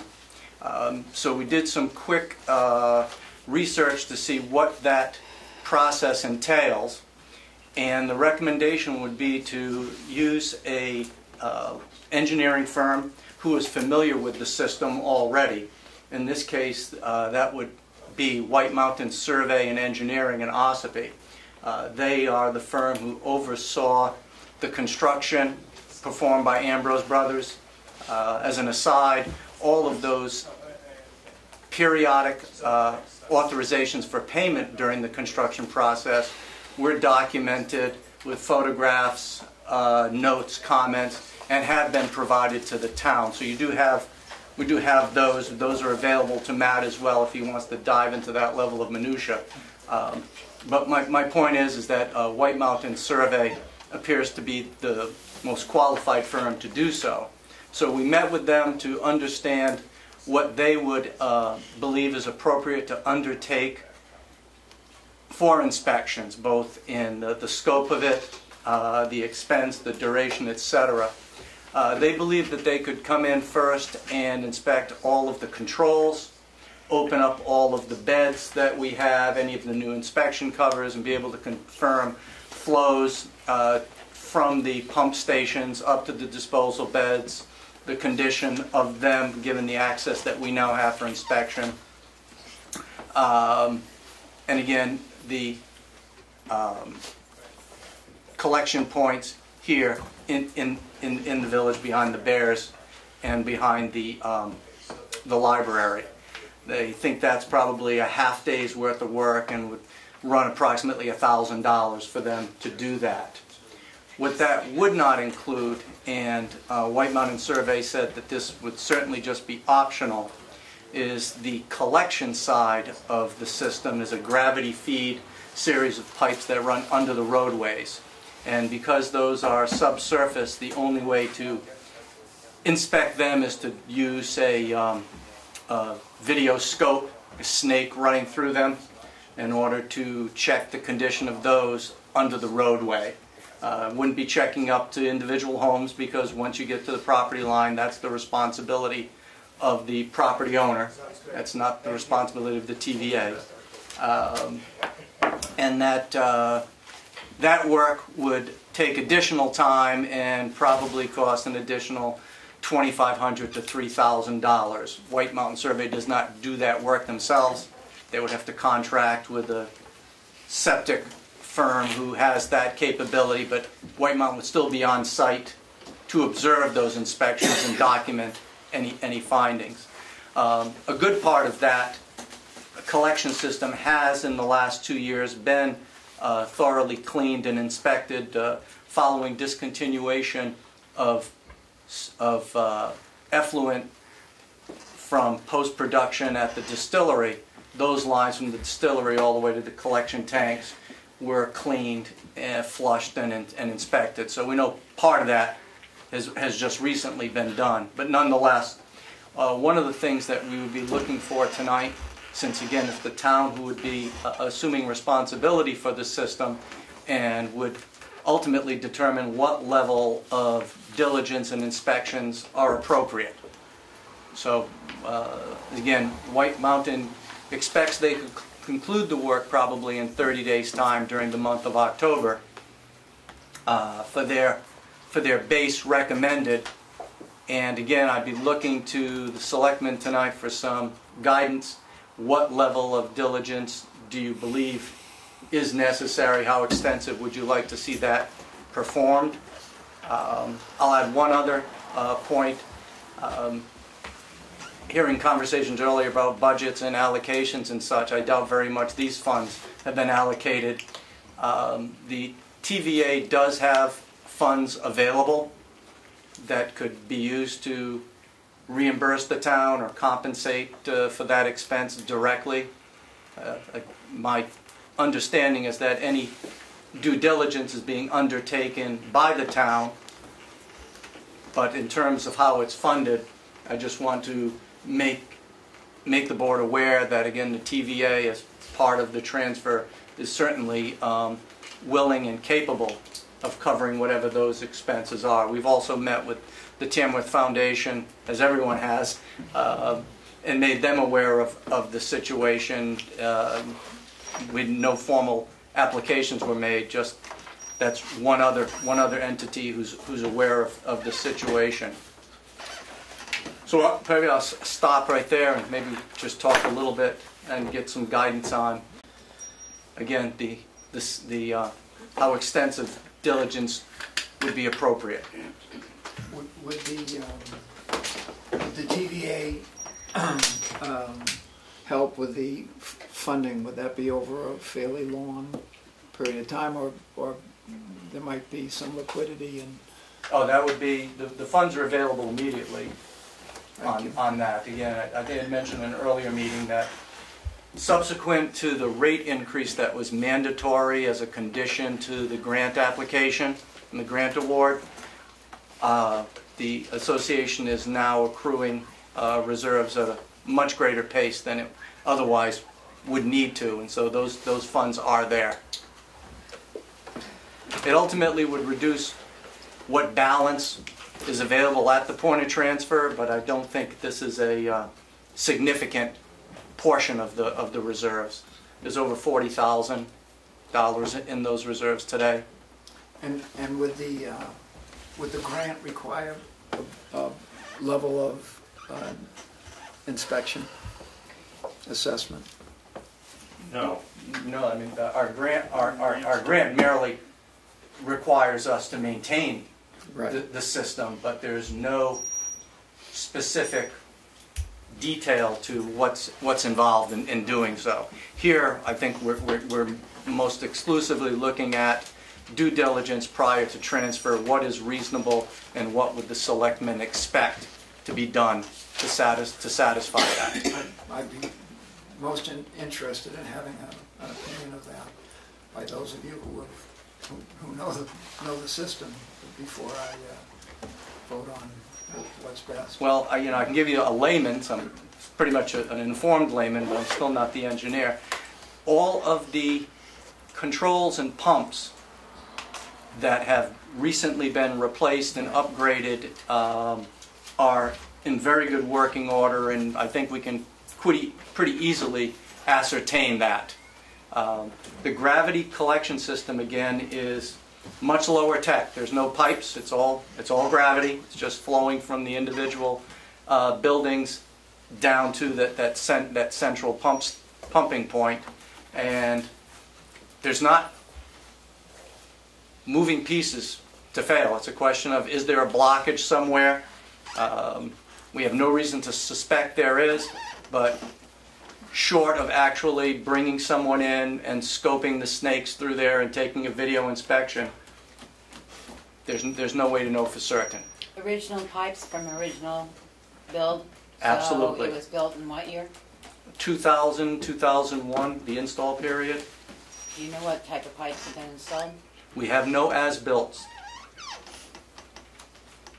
So you don't know what's laying under the roads for the condition of those pipes? Yeah, I know it's gravity fed, but if... Right. Whether it's all PVC, all cast, without as-built. I mean, we have plans. We can say, here's what was spec'd, but I'd be reluctant, given other things we've discovered, to... My point. Yes. You don't know the condition of the pipes under the roads on something that the town may be taking over and could cost $40,000, $50,000 Yep. to replace all pipes in the roadways. How many under the roadway pipes? I don't know the exact number. But again, they come from the individual units into one, sort of a manifold act into one, and from there it flows to the pump station. And those come, I believe, from 2 or 3 different directions. Some flowing downhill from the intersection with 113A, others coming from the west to the east, and other shorter runs from Greg's Way. And there are manholes. And there are manholes. There is access to this. So as I said, that section from the distillery, the westernmost end of the collection system, to the pump station has been cleaned and inspected. So we wouldn't expect to find anything there. But the other tangents from there, we don't know. So, if we're going to have the highest level of confidence in the system, then I would expect we would want to inspect everything, regardless of the additional expense. We only get to do these things once. The only thing that, you said that White Mountain Survey is qualified. Yep. And I'm sure there are other people out there that are qualified as well. They're not the only... There's a couple of problems with that. And I asked those exact questions. And I was told that most qualified engineering firms are going to be very reluctant to make as thorough a inspection or opinion as the firm who has the most familiarity with it. And that White Mountain would be by far the most informed. And I don't disagree with that comment, but yep. If I'm buying a used automobile, I generally don't have the mechanic that is selling it to me do the review of the car to make sure it's good. And there's nothing against White Mountain Survey. I think they do fine work. I think they're very reputable and everything else. But sometimes having that different set of eyes look at something that they may, it's like proofreading your own work. It's better if you hand it to somebody else to let them proofread it. That I think intuitively makes a lot of sense. When we approached Woodard and Curran on this, they said they would not undertake it for just that reason. They didn't know enough about it. They would not want to sign an opinion on a condition of something that they didn't have the ability to have seen what its subgrade construction and condition is. Because with the collection system, yes, we can run snakes through it, but for the below grade disposal field, there's no digging that up. Right. Yeah, I take a little bit of exception to the need for a different engineer because, this isn't a used car lot. They're licensed professional engineers. They'll be giving an opinion not addressed to TVA but addressed to the town, and they're insured and their E&O coverage is on the line. So I think there is advantage to going with people that have seen the system and know it and can get into it. Engineering is engineering. It's 2 + 2 is 4 no matter who adds it up, right? So, supposed to be. Yes. Additionally, the town has a history of a couple of things. Tom Peters, hell of an engineer, told us, don't question the engineering firm because they know more than we do. Second, the town looked long and hard for an engineering firm to bid for the old dump maintenance and situation, and we had a deuce of a time getting any bid whatsoever because folks said we had a number of engineering firms with excellent reputations that said, no, we're not in that business. No, we don't have the trained personnel to do that. And we ended up with no one in the state who was willing to tackle that job because it would be prohibitively expensive for us, and or they didn't have the tools to do it. So my inclination is to, notwithstanding my brother's comment, but it would be to do it with White Mountain, who's familiar with a bunch of things in this town. Of course, I just got one question. Yeah. Do you have a plan B if it doesn't pass at town meeting? That was my question. City? I wouldn't call it a plan. I have a expectation. The TVA went dormant for many years. As I explained earlier, it's very difficult to maintain enthusiasm I understand. for this, and also not, the danger of repeating myself. Tamworth is the only municipality in the state, New England, and maybe much larger area that has a private association of unpaid, untrained volunteers overseeing the municipal system. We don't have enthusiasm towards continuing beyond, so I'm not going to say there isn't a plan B, but this board is pretty much an outgoing board. I don't know where we look to for successor directors. Again, we only can draw from 28 owners, of which less than a dozen are owner-occupied. So I wish I could say, yeah, here's our backup plan. But ultimately, the system is in much better hands if the town has oversight and ownership of it than, again, the volunteer board. And so I'm not able at this point to tell you, well, here's what our backup is. I thought about that dynamic quite a bit. Toyed with the idea of, or I see in the future, a receiver appointed by DES, and I've been through that process before, and it's not pleasant because everybody loses control, okay? The question you just asked, you should definitely ask town council, okay? The issue here is that, bear in mind, this system is entirely self-contained. The owners that are served by the system pay for the system. So if you end up having $50,000 worth of new pipes put in, it doesn't matter whether TVA does that or the town does that, it's the same outcome, the same owners are paying. Where I see the risk factor, and this is something I don't want to insert myself into as town council, but you should ask Matt, if you do nothing and if the worst happens, it fails and the lines break under the road and there isn't a structure in place to build those clients, then it is a town problem. And it's a town problem which doesn't have the structure around it to control the outcome. So by the town taking on the sewer system, you're taking control of it, establishing a mechanism that assigns responsibility to the owners, and you can manage the system. Otherwise, we're all sitting around here wondering what's going to happen next, and it's not going to be a controlled situation. And we were really, really close to that 2 years ago. It kept me awake more than a few nights. And that's a conversation you should have with your council. We have.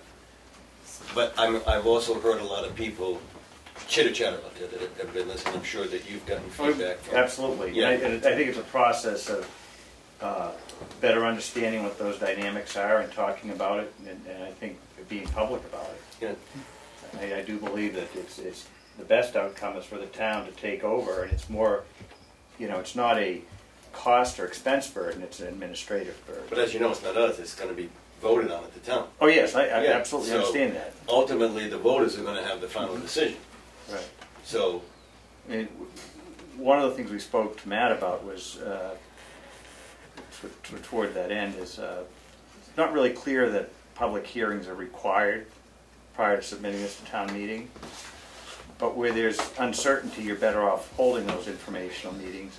And in particular, if you're hearing that sort of buzz on the street that people are questioning it, because I think a lot of that questioning is coming from a position of not being fully armed with all the facts and the understanding the underlying dynamics. In a public hearing, do a lot to advance that, I think. Agree with that. I think it's time that we bring our council back. As the email indicates, there's been a lot of talk back and forth between two councils, but not so much talk between our council and us. So it might be time to bring him back up since he's had many conversations and go from there. We haven't talked a lot. I just sort of bounce ideas off him right, and but so I'd forth. say we haven't talked to him in Right. 2 months when this first came up. So it might be time to bring our council back in and get another update from him. Yeah. I mean, one of the things someone mentioned was about the grant conditions, which we had some concern about how that would work. And Matt has been in touch with the grant-making authority, and they're strongly supportive of the town stepping in to take this over. They see it as a more stable outcome that way. I'd like to go back to the inspection. And I wasn't trying to be rude to No, I didn't take it that way, Will. I get it. and any of that. And what I'm thinking even further here is, okay, they've inspected it and done due diligence in the installation of the bed, which was put in a year ago. I would think that inspection and paperwork would suffice for a transfer. I mean, I don't see why them going back and getting another $1,000 to open the lid and say, yep, still there, makes a lot of real sense. What I think makes sense, though, is I think there ought to be a letter from the engineers to the town so that you're directly getting the information. But their original reports of the installation inspections and all of those, if those could be transferred to the town so that the town had those as their documents, so that if something in the future did go down and bad, we could say, well, here's your paperwork that was transferred to us, and you said it was all fine and dandy, and the truth is it wasn't. We're holding you accountable. I think. I mean, that's, I agree with that. Yeah, and just to reiterate, the scope of what they had proposed for that inspection was not just visual of the beds. It was to run all of the pumps, test their volume, cycle through the controls, make sure all the controls are operating properly, etc. So it's a bit more than just the beds, the grinder pumps and so forth. I guess one of the other things is you've probably got a list of when stuff was purchased and what its age is and what its life expectancy is. We have that, I believe, well documented for the last 3 years. Right. For the years that the TVA was dormant, a 5 to 7 year period, that information is somewhat incomplete. Right. But I mean, you'd have obviously a bill for, if they replaced a major component, there was a bill somewhere for that, I'm sure. Generally, yes. Yeah, generally. Yeah. So I mean, I think in looking at that and seeing the age of things would give you an indication if your new pumps lasted 10 years and they've been in for 3. Yes. And that was 7 if they've been in for 20, and it's like, well... That was one of the early undertakings where we accumulated all of the identified expenses, categorized them, and tested what those periods were. So whereas there was a 10-year depreciation schedule for the pumps, and we found they were being replaced every 3 to 4 years, depreciation was modified to reflect that discovery. But yeah, we do have, we think we have enough of that information to draw those conclusions. Was the maximum 5,500 Maximum amount of money? Was there 4,500 plus another one line? Yeah, it'd be about another. The maximum estimate was around 4,500, doing both the basic inspection and then the scoping using video cameras on snakes to do the collection side of it. I think certainly the scoping of the pipes is would be important. It was my understanding that you guys were going to do the engineering because you're asking the town to take it over. It's kind of like when people come forward and say, we want the town to take over the road. Well, they have to meet certain specifications and that has to be proven. I think everything goes in your favor, whatever you do, when you're presenting the case for the town to take over, that you say, yes, we just had this latest engineering done, this is good, this is good, this is good. You understand what I'm saying? Absolutely. So that is just more selling power for you. As far as us getting involved with the engineer, I didn't think that we'd have anything to do with that. I mean, that's all part of your sales pitch to the town to take it over, is that you've conducted an engineering survey, it was completed, this is what was done, and we're turning over to the town, according to the engineer, a perfectly fine running system. But part of the presentation by Norman was what if the warrant article is to pass, what would the selectmen want inspected or re-inspected by the engineering firm before we decided that we were going to vote in favor of the warrant article or against. Well, I think I agree with Dan, though. Even if they present to speak to the warrant article so the townspeople understand, they have the ability to say, we've had the pipes inspected, we know there's no cracks, no corrosion, no this. We've had these, I didn't think the town was going to start inspecting stuff with anticipation of taking it over. I mean, they're trying to sell it to the town, so I would think that the more data they can present forward, the selectmen can accept it. And again, we're more than willing to do that, and I understand the logic of that.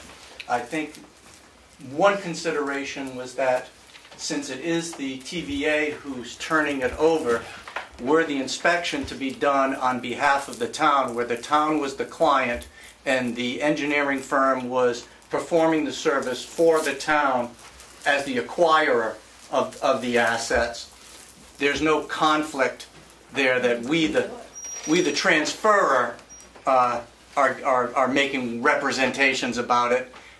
We were looking to offset the expense so there would be no out-of-pocket to the town.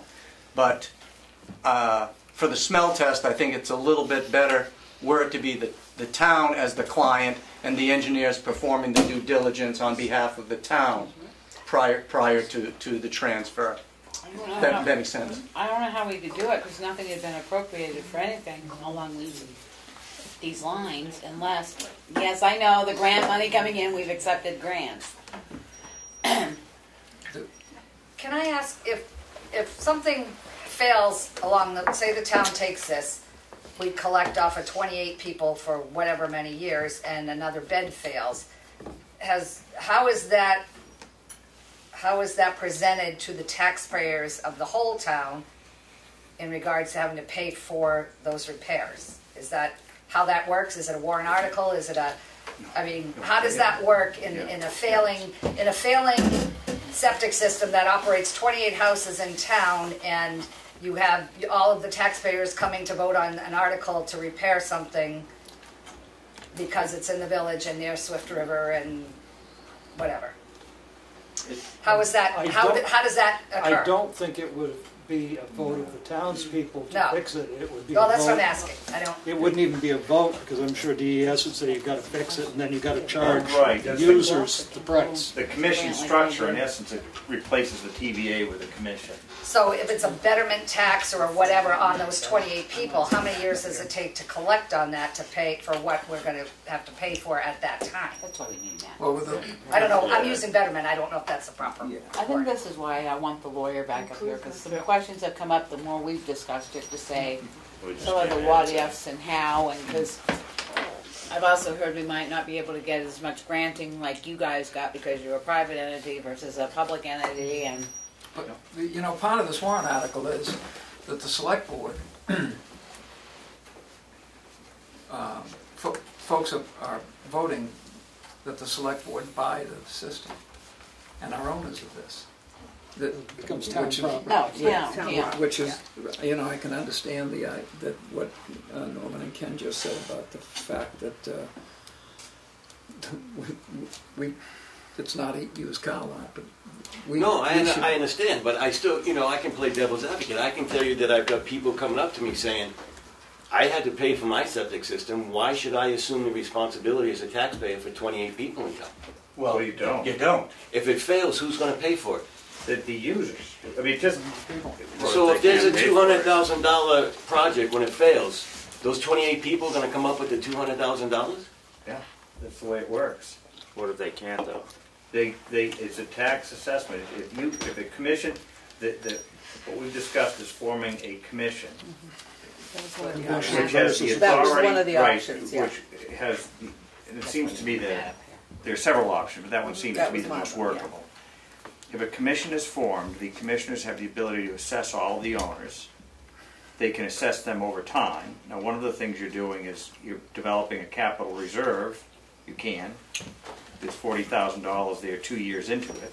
That's what I was going to ask too. So, I think it's 44. Somewhere in that, Yeah, in that so neighborhood. that number's going up, so there should be an adequate reserve. But if they can't, the commissioners have the ability to assess all of those owners, and that can be at the municipal end collected the same way a property tax is. So this isn't about asking somebody else to pay for the village septic systems. This is about giving formality to the administrative mechanism of running that village system through the town. But that is not entirely true, because if the system failed, you cannot leave those houses without septic, so therefore, if those property owners couldn't come up with $200,000 in 6 months to repair that system, the town then has to step in as an overseeing municipality to clean it up. So therefore, that money does come out of tax money until you can get it fettled back through as the taxes. It's no different than the taxes. We can't sell a septic system in lieu of taxes, but you can sell property for not payment. So this is why I want the lawyer to come back up again, because some of these things have come up. Conversation you have with him, I don't think That's it works right. that way. It works that way on a water system, I know that, so. Because I've asked other tax collectors in regards to water or sewer collection, and they've commented that, and it's not so much procedurally them doing the collection through their offices. The comment that was made to me was more that the town can't make money on it. We can't make money. Commingle the funds. Right, so we can't. So that's why I was asking how, if that emergency situation occurs and we've got to do something, how are those funds raised, or how is that The emergency situation happen? is right. You can tax those people, you can send out special assessments or whatever. But if those 28 people can't come up with the funds to immediately correct the problem, then the municipality has to step in, correct that problem, and hope to collect that money back over a period of time. I think you borrow the money and it's billed back through the system, whether it's bonded or borrowed directly, so that it's still contained within the commission, within the district. Assessing and collecting are two entirely different things. So was that your plan if you didn't get the grant to fix it? Would be to borrow the money, then tax? No, we fortunately didn't have to get there, but we were looking at specially assessing everybody, and everyone would have had to go out and find the money. You know, that lien takes priority over everything, with the exception of town taxes. And we had an assessment before the grant. The original thing that was bandied about at selectmen's meetings was $800,000 that would have to come out of tax money in a hurry. And then it would take some time to recoup that. This whole thing could fail, and well, the whole thing is not going to fail, but it would certainly be far less a burden if a piece failed than if. And I think for this reasoning, real quick, I think a public hearing would be really important, because it's... Absolutely. I mean, I think I'm even having questions as a tax collector or a resident, you know, how this is all going to operate. Can I ask a question though?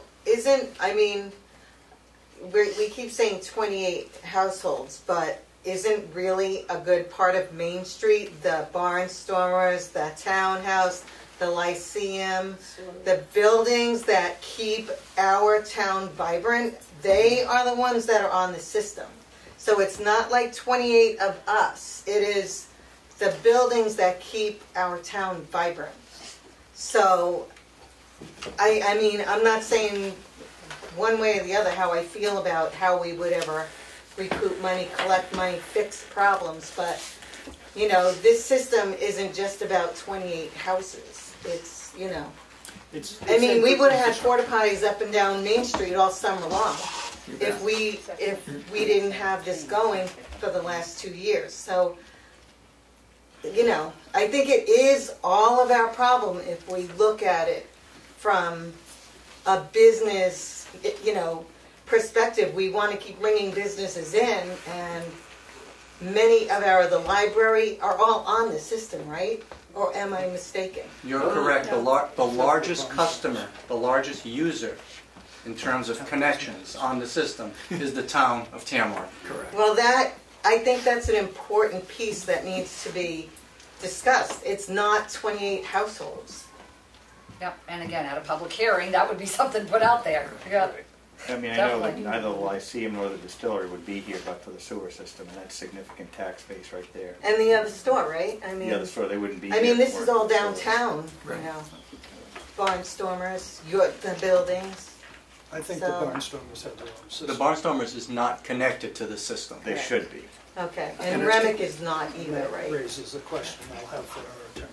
Well, although the That's another- Barnstormers, the system would accommodate not only the Barnstormers, the way concerning the level of use now, but also if the building west of the distillery becomes a pub or a restaurant, your system could. Yes, I mean, the system in its repaired state is capable. I think the last time we said, you know, we're running at somewhere around 15 to 20% of capacity now with the improved and replaced system. So absolutely, there's more than enough capacity. I think I mentioned earlier to bring on Barnstormers, Remick, additional apartment buildings, extend. UFIS could come on either, and incrementally extend the perimeter of the system as well. The capacity is there. There is economic development opportunity again. So one structural thing that I thought of, going forward, if we have a commissioner, you'll need some commissioners.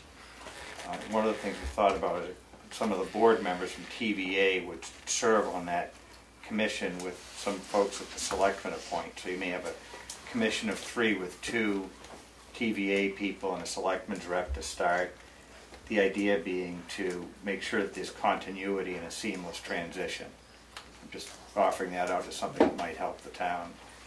Good point. Take it over, you know, without any disruption and ensuring continuity going forward. Would the board be interested in having Matt Surge come and talk to us before we gave Norman and Ken some ideas about what kind of inspection we would want done? Yes, I would like definitely. I mean, I'm going to make a comment about the inspection is, you know, you've got 40,000, whatever number you've got of money, you spend that to inspect it. If there's something wrong, you're going to spend that money to fix it. If something goes wrong, we're going to spend that money to fix it. I mean, it's sort of like you're buying the whole thing, whatever it is, and if something breaks, you got to fix it. You know. If something breaks, the users have to pay to fix it. Right, but there's, you know, to start with, there's $34,000 there, so if you've spent, you know, $5,000 getting all the studies done and the bill comes in at $44,000, you've got to come up with an extra few $1,000, that's all. I'm not saying it's not a good idea, No, I mean, we came tonight to, again, get this feedback, get some direction. It sounds like now you want to take some time, meet with Matt internally, however that works, and then get back to us and say, okay, here's what you'd like to have performed for inspection, and review with him who would be the client for that inspection, and again, how those inspections would be, the cost of those would be paid for. And I'm just pointing out that the TVA, those funds are available if there's other budgetary issues that would otherwise complicate it. I'm not a big fan of even longer meetings, but I would hope we could do this in all due speed and alacrity, because it sounds like the more information we have, the sooner we have it would be better for explaining to the townspeople and taxpayers. Particularly if the engineering before we get snow and frost on the ground. Further questions for the gentleman? Thank you. Sir. Thank you. Can I just make a comment that, so again, with my Town Foundation hat on, Norman gave us an opportunity to participate in the grant process to fund the, I think we just paid for the legal bills, Ken's bills and engineering bills. So he did come to talk to us about this requirement, and if the town needs help getting the inspection done, the foundation is very enthusiastic in our support for the town acquiring the system, and if we can do anything to help, we'd be happy to. Thank you. Thank you. Good. Thanks, gentlemen. Most appreciated. Thank you. Cassie. What?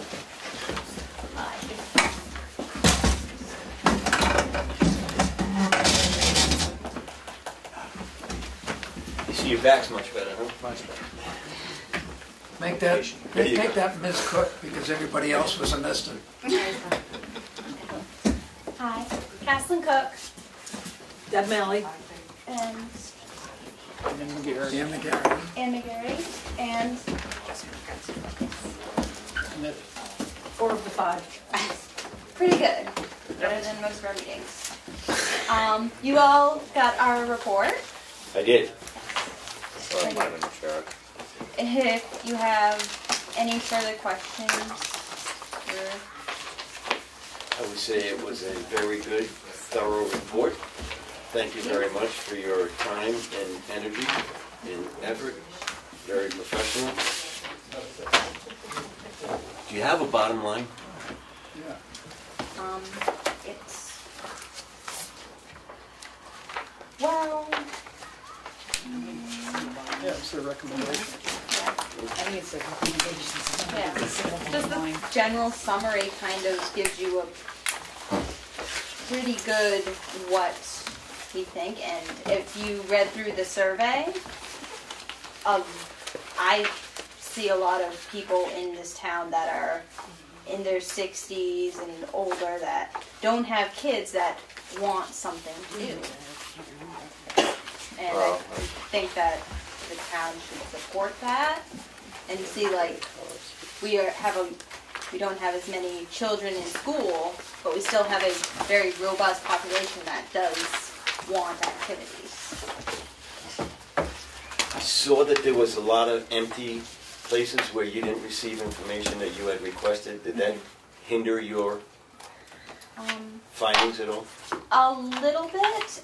It mostly came to a fact of if we don't have the information, then that information needs to be retained going forward. Parker, was the information not provided because you didn't have it, or you just didn't want to provide it? I did not have some of it.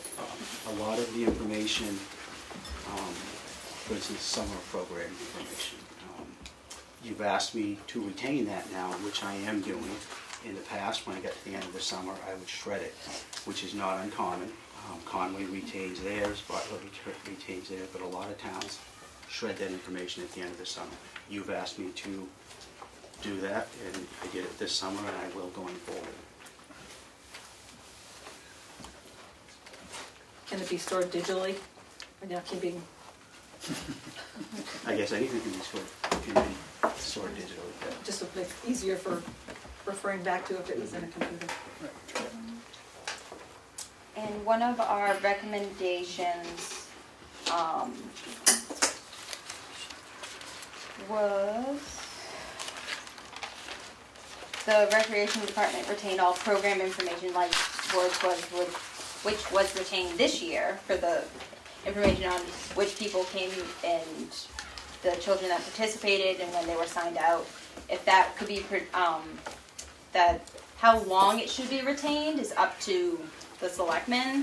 If I did have a kind of an indefinite, but then it was like, well, indefinite is kind of up in the air. But that's more of your call of if you're keeping it for 20 years, if you're keeping it for 100, if it's stored digitally, then you could keep it forever. But that's more of the selectmen's.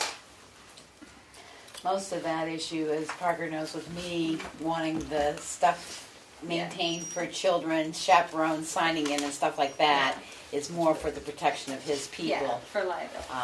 And you had said you would be willing to help me with some of these things, Yep, setting the yep. programs up Yep. and doing that. So. And that's why, unfortunately, a lot of that stuff, as you can see, 47 years later, somebody can come forward and say, I was inappropriately touched. It's more for protection for the employees and the volunteers to maintain that. And ultimately the town. And ultimately the town. But I instituted that this summer, and I will for each team or activity we have going forward. You'll know who was at what event each day, which games, etc. And I have a running list of that for the present season that's going on. Policies. I noticed that a lot of your recommendation are policies. Did you have any policies that you? Very few, to be honest. I never have. It's never been requested of me. Do you have any? Yeah. I do not, no. You do not have any policies, Yes. okay. And again, I'm working on putting those together, Okay. putting together, I've been talking with other rec departments. One of the things was coaches. Do we have insurance for them? Do they do training? Do they do certification? Nobody that I've talked to does that, has that type of stuff that was mentioned occasionally in some of the literature that they had given me. But I sit down with the coaches, I say this is my expectations, this is how you will hopefully conduct yourself. But you obviously want a As we're written learning in the policy. litigious world today, Yeah. it needs to be in writing, they need to sign the policy, that they understand the policy, and then when they violate the policy, you can go. I will. Right here, you signed it, you said you wouldn't do X, and that protects the town, I will. and you, I will put, and the kids. I will put something together. Yeah. Put it for you for your review. Yeah. And make sure it's meets I with your mean, approval. in this list, you see a lot of policy recommendations that, Parker Bartlett has a ton. you know, and I mean, you can steal them off the web. Yeah, just, if you haven't seen them, get them from other towns. Yeah, Don't recreate. I'm sure they'll share. Conway, Bartlett. They'll all share. Yeah, we I- have a bunch, and I have more at home that are Right, I mostly mean, that. you know the leaders of these departments, the other rec leaders, you can just say, hey, you don't mind me, and they may say, yeah, but don't use this piece because it doesn't work well, or use this or And something too. I've been in discussion with some of them and working on that. On the issue of increased schedule or programs for a wider variety of age groups, I recall that it's been the policy in recent years of the Recreation Department that if somebody comes forward with a suggestion, it pretty much is taken as long as there's enough folks who are interested in it. I've only turned down one request in all the years I've been rec director. Is there a system, or would the committee look at the way to do that, the way for I think the easiest way would be to have just say on the rec page or on Facebook, if you have a comment, send it to the rec director email, or like the rec department email. Or if you have an idea. Yeah, or and something. I've seen different places have little tiny pamphlet surveys for at the end of a program where they say like, how satisfied were you? Would you like it at a different time next year? Would you like something else during the season?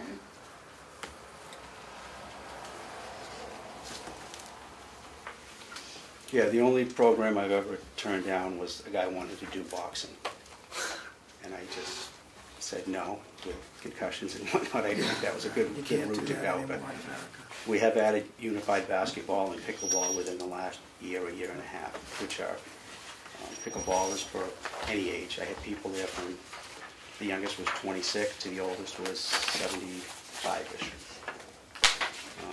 I think you get more participation, but I think a lot of people didn't know what was going on. That's the, number one thing is that stuff doesn't. 140 people put down why they don't participate more in rec activities is from lack of information.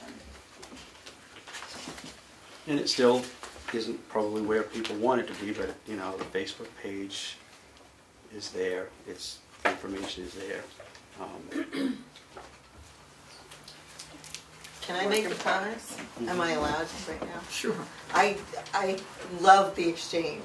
I mean, it's just, that is a good place to get all kinds of information, and I mean, it's just that suggestion. Yeah. I do use that sometimes. Just to let people know when there is pickleball. Yeah, that kind of thing. Because then you're reaching a lot of One people. thing I have realized about that is that, and I'm not tech savvy, I'm 59, I missed the boat on a lot of this stuff, but especially on the Tamworth Exchange, you need to keep, it gets shoved down. You need to update it, which Well, if you just did a weekly posting. No, you could just throw like a PR like I do. I do it for the library and for the foundation all the time. Yeah. Just a PR whenever something's coming up, like, grants are due September 1st, or the library annual meeting is such and such, and, whoever happens to read it that day, which is, 1,500 people, on the exchange, something like that. Yeah, it's a good it'll catch more eyes. It's just a suggestion. Yeah, the exchange is the way we communicate in this town. Yeah, because we don't It's more have the, universal than Facebook, it's more universal than all these other things. Well, for those of us who do communicate. Yeah, but for people who are online, it is the way we do it. And it's the easiest way. And the cheapest, it's free.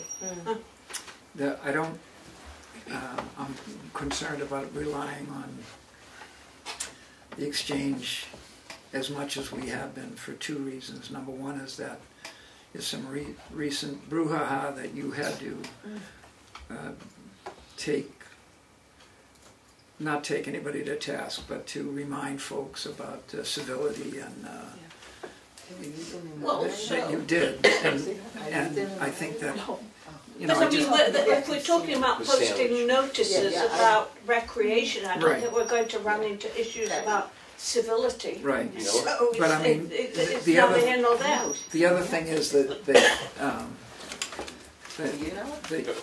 Yahoo, the connection to Yahoo, because recently we've heard that Verizon tends to screen emails, and so some folks have tried to say, well, no Yahoo for me, but I think that'll pass. I don't think we should use the change to the exclusion of everything you else. have to do a combination. They want it to be a combination of It Exchange, is Facebook, and town website together. Right. Yeah. So no one's going to stick with one thing and be like, ignore The everything rec else. department needs to be a bigger presence on the exchange. It wouldn't hurt. Yep. It needs to be its own presence, Yes, not through. that's what I mean. Yeah, not through somebody else. Because I've had someone posting stuff for me, Right. but I will it needs post to it myself. Yeah. Talk to George. And even, with the Tamworth column, you could say sign up I can for only do it here such and every such. other week. Right, but you can say sign up for soccer Yeah. at the Brett School is this week, once, and Sure. it's just catching more people. Yeah. I think you've got to have a multitude of outlets for information, not just one. Right. And Facebook, the Exchange, the Tamworth column, all three. Does the library post your programming now? Excuse me? Does the library, they've got the front, do they post your postings for the rec programs at the library? On the front of the building, you mean? Or In their inside quarter there? they do not. Because that's one other place I was thinking that maybe, you say you put posters in the post office and stuff, I don't step into the post office because I don't have any reason to, so maybe, but I do go to the library, so. The library doesn't post anything, and you have to go down and stick it up yourself. No, I'm asking him if he posts Oh, I in see, the I'm library, sorry. and he I said no, misunderstood so that's what just you said. one more place where a lot of people go. There's also more than one post office in town too. It should go to all the post offices. The other place everybody goes is the dump. How about we have a reader board there? That would I'll be see the it. transfer station. Sorry. Well, there is a reader board there. There is. Yeah. Because I've never read anything on it. Well, it's right next to where you throw all your household waste. That's usually what's on it, Household Waste Day is. The notices take a beating in inclement weather, however. But, I mean, more posting of information of what's going on would be a good thing.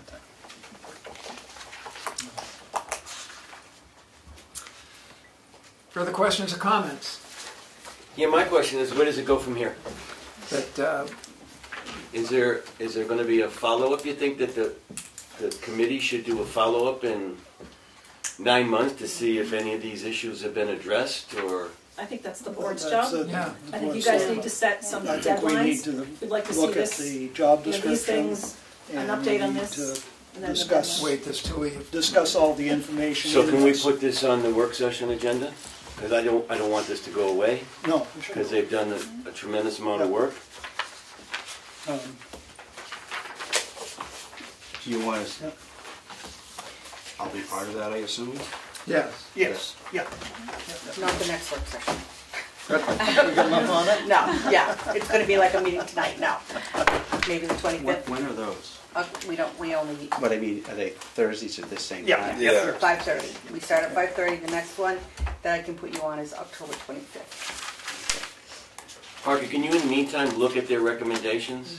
And when we have our work session, can you come in and say, that's doable, that's doable, that's doable, this is... I've looked at it the last, I mean, yesterday. the recommendations, there are many, and I don't see it happening overnight, that's for sure. Absolutely not. Yeah. There are some main ones there that obviously should be addressed. It seems to be a concern for a lot of people, and I think we need to prioritize. I think there are some there that would be impossible to do. So can you just be prepared to discuss that when we have our work session? Yes. But some of that legwork has been done. For instance, stealing somebody else's policies. Don't reinvent the wheel. Right. Yeah. I mean, We have many rec departments that you can look at and be like, I like that, I like that. Right. Well, that's kind of what Change this the is, heading. is a tool for you to use. Yeah. And, you know, there should be a process for some of these things to be revisited, at least on an annual basis. For instance, the sunscreen policy is a good idea, but And I've read 2 or 3 different rec departments that have it, and it's very little wording changes. It's just your kid is responsible for their own sunscreen. We don't put it on them. It's all. Policy, which is unwritten, Yeah. is that we always bring extra, and we have the spray. And counselors aren't putting their hands on the kids. They put their own on their face or whatever, and then we spray their shoulders or whatever. We don't have, and we go to the ocean or a water park or a ball game. Obviously, some kids are more susceptible than others. They're done when we get there. We do it at lunch. Some kids are doing it multiple times throughout the day because they're fair-skinned and it's an issue. Another recommendation that is kind of in here, but it's not worded exactly like this, but have the policies when they're written on the website, town website, and so when people are like, oh, I want to sign my kid up to the thing, it's there as a like, this is the summer rec policies that you have to read, so that the parents know as well, like, what's expected of children, what is they can bring. And it's online so that you don't have to go and make a special trip to ask you, it's already there. Well, that's what I was saying. Like the parent handbook, a lot of rec department pages have the parent handbook right on the website, and they only keep a number of copies for the kids. They don't hand out new copies every year, so it's not an expense. And then you just have to update them. Yeah, with the new website, for which we're going to, that will be much easier to get all those to do. policies on. So what I heard Parker say though is that he's not tech savvy, so then he would need help. Somebody will help him. I told him I would help him great. set up tech Okay, 'cause savvy. I mean, it sounds like all this is You can technical learn, stuff Parker. that you need help with. You can learn. Yeah, okay. I did. You Parker, can you learn. can do it, it just takes us a little longer on this. I'm in there. Fortunately, my wife is very. Well, that's nice too. Yeah. Well, you need the support if it's, But I'm, you know. but I think Becky can help me And I had told him ahead of time, I know like his job description, I keep complaining about the job description because I've seen it and it needs to be updated. So you need to work with him and Darlene's work and get stuff updated. But policy-wise, I agree. If you can get the policies from somebody else, that's as easy tech savvy as you can get because... Copy paste. Yeah, copy paste. So it puts Yeah, it don't together get quick. them on paper.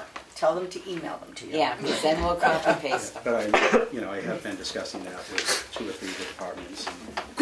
Did you want that? One of the things I would be concerned is when people recommended the rec program go to Facebook, it was when Jim Hidden was a selectman and he was going to help, and then he's no longer here. So to blame, to have Becky the helper, what if you don't run next year? Well, Becky? no, Then tech there's savvy as far as getting its Right, policies getting and them- stuff, right. maybe. But I mean, I don't. it's still- I don't do. I train. So Parker will be able to Right. get going. You've got if you set it up right, it becomes easier. You got somebody there. I mean, you shouldn't have to take the work home with you at night. So if you got somebody there that's on the computer in the town, you can say, "This is how you do it. Let's do it over and over." As it'll make it set up for him to work at his station here, and not necessarily drag it all home. Alrighty. I just have a question. Is that whole report out like for the public to see? Of course it is. Yes. It It's a is. public document. So where is it? It may not be yet. my It hand. will be. Yeah, I haven't put it, I got my it's own not, copy. no, It's I not out wanted to yet, see but it it first will and be. discuss it before I put it up on the website, but that's Just what so you that want. other Just turned people that into it filled at out this the meeting, so comments therefore on become the public. survey, Just like they can just We see that, accepted that they're, what they had to say, Just to like the address police advisory committee report, it becomes a part of the town public documents. The other piece that I think hasn't been discussed is set hours that you're gonna be at your office so people know that, I can catch Parker if they wanna actually talk to you. Because I think a lot of times, questions that people have about programs or their kids or whatever, they've gotten some information from one of these several avenues, but then they need to find out, or specifics to their kid, is they need to know when they can actually reach you.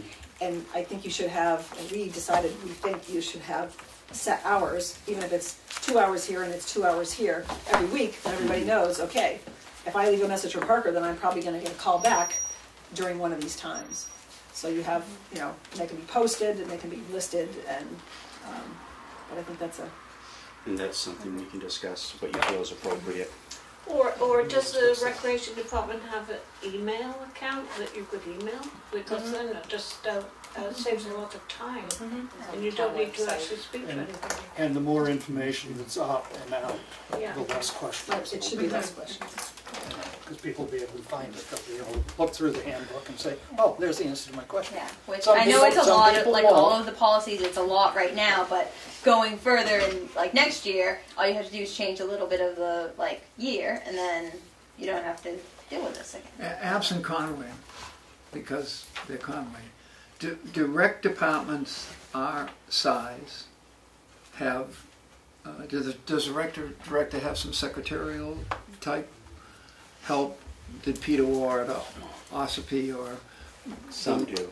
Some have some that are strictly for that. Some have, it varies town to town. But most towns do have some sort of an assistant, yes.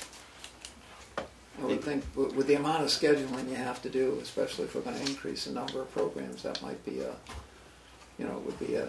It's a possibility. I think we need to discuss it, obviously, and look into it more and see just how involved all this becomes. Yep. Fair enough. Further, thank the committee for their work. Yes, thank you very much. Appreciate Very thorough it. report. It's Very. done rather quickly, which is good. Further questions and comments? Mr. Waldron. Thank you. Thanks, folks. I haven't got gotten kicked yet. No, I know. Yes. You're not The football just got kicked. It's okay. Huh? So the football just got kicked. Yeah. So, I'm here to They're good. turn over I guess officially turn over the 219-224 CIP report to the Board of Selectmen, and I know 3 of you were at the hearing that we held on a week or 2 ago. And I know I provided Becky with Darlene with the full report. And I was just going to go over some highlights. We're perfectly free to go through any other parts of the report. But usually when I come in, this is what we do. And so I gave Darlene 4 pages today. So the first page is kind of the big picture. I mean, this is 6 years of our capital improvements, and it just breaks it down by department. And as is typical, the highway department is where we spend most of our capital improvement money, the school, the fire department, and we finally finish off at Parks and Rec. Maybe it was appropriate for $7,500 over the next 6 years. But so, and that is going to come up to, in the current plan, that will be $5.5 million that we're going to spend over the next 6 years. We also have kind of, we call them like the future years. It's a 10-year plan, but there's hard estimates for the first 6 years, and then the last 4 years is a little bit dicier. So on the next page over, there's a chart of funds to be raised by taxes, and it's also got so each year you can see how much, and it's broken down by department, not an individual project, but how much each department is going to spend each year. And there's also a graph of just dividing the assessment in that to get a tax rate, what we call tax rate impact. This has got nothing to do with revenues and undesignated fund balances and everything else. This is just if we just had to raise money simply for these projects, this is what it would be. Typically, it's in the neighborhood of $3, or a little bit under, historically. And I think the thing that we try to do as a CIP committee is to try to flatten things as much as possible, like working with departments to move plans and purchases forward, backwards. Obviously, 2019 has been a difficult year because of the increased price for the Bunker Hill Bridge. So, so there's a little spike there, although a little bit more than half of the money is already in capital reserve. We originally had estimated $225,000, so that's already we have. But we did move some things around to try to smooth that out. We recommended the town roof for the town offices be pushed out a year, and we also recommended that the school push out some of their HVAC money a year, and that pushed $100,000 into future years to free up a little bit of money for this year.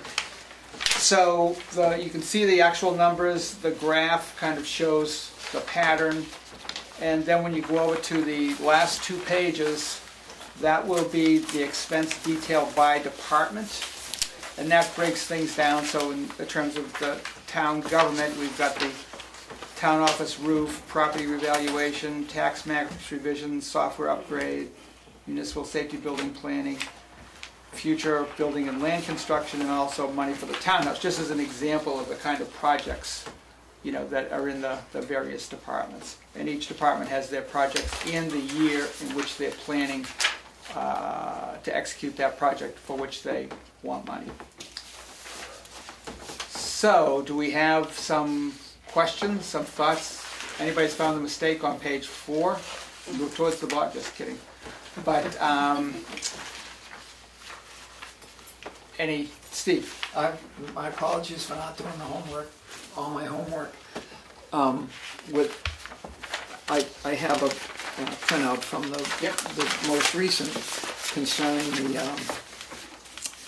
suggested, recommended warrant articles. Right. Were there any changes?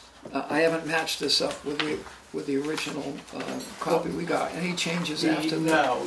Well, okay, it's at the bottom of that when we decided we ought, the recommended warrant articles are exactly as they were going into the hearing, which I believe is your first copy. But we did add I'll call it a footnote, we call it a fiscal note, because at the time of, this is dealing with the fire truck, because that's going to be a capital appropriation. That's probably going to, this was all loosey-goosey at the time that we had our hearing. We had an estimate that there was probably going to be like $80,000. So we put a fiscal note at the bottom of the recommended warrant articles. This is an unknown that we don't have final information on. The best information we have is approximately, it's not in this, Dan, but it's in the final report where we list them, that there was going to be $80,000 required. So other than that, it's exactly what was there at the hearing. That was really the only change we made from the hearing copy to the final copy. The one thing that changed as a result of the hearing. And this is a what if, and I understand that you can't predict the future. Is there a chance, given the second page that you, the tax rate impact of the CIP, is it conceivable that using 32.7A or the current in the bucket or whatever you used to call it, in the future years, is it conceivable that municipal building and land acquisition could be done without a bond, spread over 5 years? Well, if you tell me how much money we're going to spend, I can probably give you an answer. But I mean, it's not something we've looked at that level, and we haven't heard any numbers, on whether it's going to be $4 or $4 million. So I'm curious if there was information the other way, that if from what you've projected, if they can come in under X amount of money, there would be a chance to do it. But I understand that would be a guessing game for all concerned. Yeah, well, if you're going to have, I think the question is, let's just pick a number and say it's $1.5 million. $2 million. I'm not sure. It's going to be in that region probably. The fire department was thinking earlier that it's going to be $1 million. Who knows? But we're talking about real money. You're going to need to. Let's just say they had plans. It was $1.5 million, and it was going to be constructed 5 years from now. So what you're going to have to do is, in the next 5 years, you're going to have to get $1.5 million. Either that, or you're going to have to, have borrowed some of it, because you're going to need it in the 5 years. So, just the analogy is, when we break up the fire truck, we have to have the total amount ready the year of the purchase. So this would be a similar analogy. The thing that obviously bonding does is you get your money, quote unquote, instantaneously, so you can pay your contractors, whatever, and then you pay for it over time. So you're going to have to flip that process, know what the amount is, and then plan. So, and just in my scenario, one thing that's interesting, if we had $1.5 million over 5 years, so we'd be talking about $300,000 a year. Now, as you'll notice in the, if you look at the charts for the charts of each entity, you'll notice that the landfill closure bond, which is running in the $50,000 to $60,000 range, is completed in 2023, and the school bond actually goes to a half a payment in 2022. It's 2021 is the last full payment, and then after that, those bonds are retired. So if you want it, so we're talking typically that's $250,000, $300,000 that we've been paying for a long period of time, going downhill. So if you had enough lead time and if we were talking about $300,000, you could slot it in just in terms of total money into the, into that slot. We've been paying them. It's not going to save us any money. That's what we've been paying up till now. Well, since those bonds were floated. So that would be one thing to think about. But again, you need to get an estimate of when you're going to need the money and how much are you going to need to determine whether or not that's feasible. Thank you. And right now, 2024 looks fairly good. 2024. Yeah. Well, you'll notice that the farther out we go, There's always these things that come up at the last minute. We've got to have another $100,000. Yeah, well, the one thing, and Parker has, not Parker, Richard has told me this. I get my people confused here, but he's hoping, he's as appalled by the, we had one thing on the Bunker Hill Bridge, said, can you do it over 2 years? Can we spread this cost out? Because it's coming out of nowhere. It's a big bill. He said, no, it has to get done in 19. But what he's hoping, and maybe he's told you this, is that when he goes out to bid, it will come in at less than, he's going with the engineering company estimate. We're putting that in the plan. I think it wouldn't be reasonable not to. But hopefully that will come in at less, so that will take a little bit of the sting out of 19. But the other thing is thinking about the municipal building, the municipal safety building. I'm not sure I want to call it safety anymore. Municipal building. We've been talking through reviews and stuff of going through the town buildings that depending on how much you want to spend, you're going to be spending a lot of money in a lot of other buildings versus deciding to do one large building that will house a lot of your problem issues now. And that hasn't been discussed at our level or anything else. So that also could be an offset depending on how much you save, that you would have to bring other buildings up to task. Sure. I think maybe the hypothetical question was, if we have a big expense coming in the future, is there a way we can do it other than bonding? Okay. And it's all possible. It just depends on the time frame and the amount of money. As a taxpayer, I appreciate the work that your committee does and the planning board assists, etc., in terms of flattening out that tax rate, saving the town money year after year after year. I can't thank you folks enough, and I understand this is not easy work,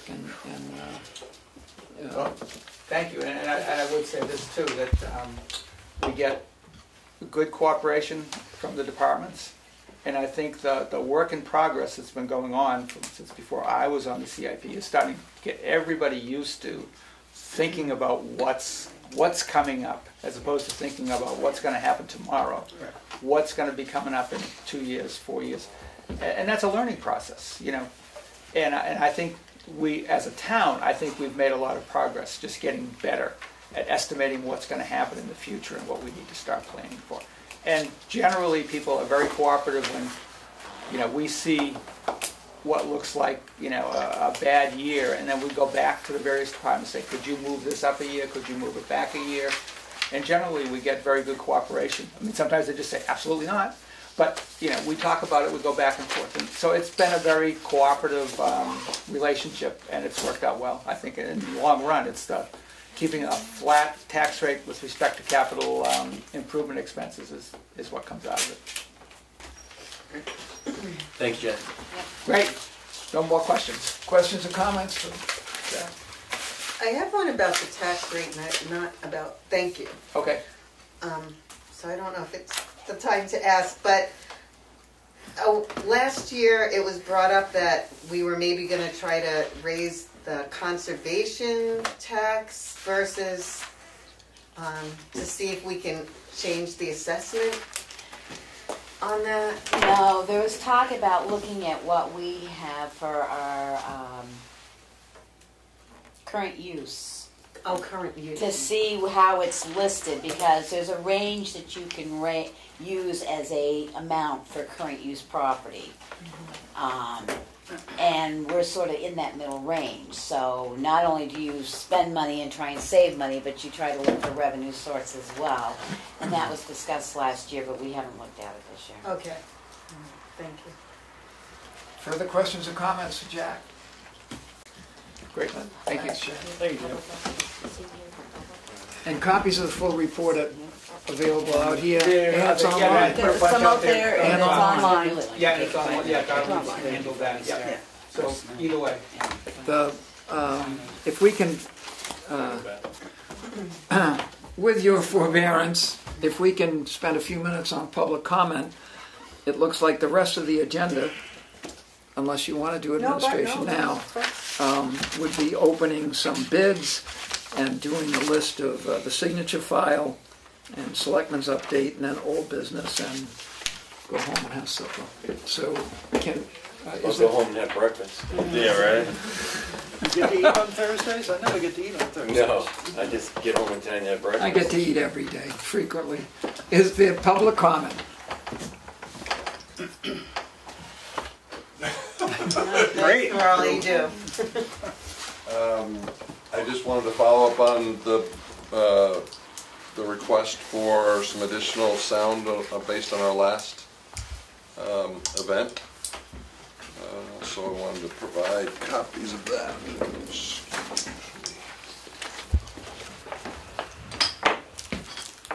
Yep, that's the right one. Thank you. You're welcome. And I won't go through it in detail. The board members can do that if you like. It's. Thank you, sir. You're welcome. It's consistent with the event that we had with the Porsche group. I would say with the one caveat being that on Tuesday with all the heavy rains, we probably stopped around 1 o'clock because it just was raining so hard. There was a handful of the 130 some odd folks that continued to go around, but with that amount of rain they were going around very slow. I spent quite a bit of time on Monday and Tuesday going around to some of the neighborhoods to listen as the event was going on to see how the sound was traveling. Very different from the previous event with the Porsche Club. There was locations where the sound was very low, it was audible, and then there was other places that it was much louder than it has been in the past. I can't really point to any reason why. The weather on Monday was nice, sunny day. But I received a few phone calls, and that was surprising, and I can't really attribute to why. Less cars, less vehicles with that group than with the Porsche group. Less cars with issues of them going beyond our internal sound restrictions. We had 4 vehicles on Monday that needed to come in and make repairs. All 4 were successful, able to continue. So I can't really point at anything why that seemed to be a different day than a previous group. I guess I'm chalking that one up either to the atmosphere or the wind in a different direction, because the weather conditions were pretty similar. Obviously, with the exception of the Tuesday rain event. I would like to thank Darlene for sending over those emails that have come in. I did make a request to have the full emails. I guess I would also like to ask the board if it would be possible if when those emails come in, since that seems to be the form of communication, if those could be forwarded to me when you receive them. I know you're not here all the time to receive them, but my purpose of that would be to be able to go and visit potentially that person, that landowner, to have a discussion while in real time as opposed to trying to recreate it days or weeks in the past.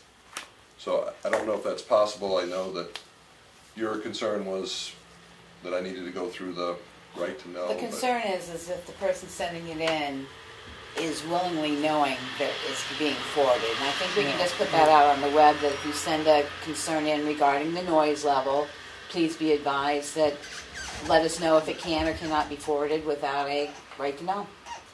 I think if they send it to us, it's public document. I do too.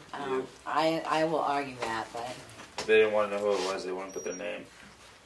I think anything that comes into the town office, unless it's legal, is a public document. Pretty much, unless it's a HIPAA thing. I mean, that's my understanding of the I right can to know. certainly ask NHMA. Yeah. I just got here, so I don't know what you're talking about. that's fine. But you can answer Good it. answer. If Jack Waldron sends an email to the town administrator concerning a concern in town, is that a public document? Only if it is entered into the record during a public meeting. Correct. Okay. Now, is an elected official receiving it? Elected official We is will going get to read it. it and sign We'll read off it that prior they've to read it, meeting, but right. not immediately. It can take a week before it. Well, I would think that's a little gray area. That's But why I I say- would side on the side of transparency. Unless it's going to contain information that's of personal nature that would fall under a right to know a non-public issue. Well, it does. No, it doesn't. It contains an email address, which people should be apprised of the fact. Well, I that say, it's- all we have to do is put up on the website. Yeah. Your Please mail be may advised, your email will be forwarded Or so we Darlene can just follow up on the emails them noise. back, and I pass I'm this. sorry, say that again? Said it when it comes in, just email them back, and I pass this along to CMI. Well, I would just make it broad-based, that All right. says, that way if they send it in. Thank you for the information. Yeah. I was only here for the morning of the first day of the Audi event. Correct me if I'm wrong, but a number of the recent, well, I guess right from the get-go, a number of the complaints deal not so much with the noise level where I live. It's the noise level from your boundaries that folks bring up. We had a resident come in and say, you know, it's the constant drone as opposed to the spikes. That some people are very concerned about that. And I hope that some of the plans that you have for tamping down noise that goes out, and I understand that's not going to be immediate, but increasingly folks seem to object mostly to the constant, and you know, and I've only been in a couple of those yards to assess it, but you can probably pick up from the emails which, you know, how folks are feel that they're being impacted. Yes, well, and that's my desire, to be able to have a discussion with them more in real time than as opposed to Good. weeks or so delayed. Good. And correct me if I'm wrong, we appreciate you dealing with the folks who are individually impacted, because it's, you know, the concerns of property values and quality of life and noise. Absolutely. I mean, one call I received and went to for a visit, they've lived there for about 4 months, have heard it, couldn't tell it was our sound or from Route 25. Never really. That day, that was that Monday, it was as if it was in her front yard. Why that day was so much different than the other days, I couldn't point to anything. It certainly wasn't. There was less vehicles than the week before, 2 weeks before. But it was, my point being, it was nice to go there, introduce myself, have a conversation, hear what they're hearing, so then I can, again, also share that with the sound engineers. I think we're all all aware of CMI's publicly stated about the good neighbors. Yeah, it's absolutely. I did find a couple of the emails that you sent. I wanted to note, and I will send something back that kind of formally addresses those. 2 of the complaints were actually on days when we weren't operating. So I just, and so out of 6, 2 of them we were closed. One was September 11th. We decided to close for September 11th, not have any activity. So I don't say that's happening.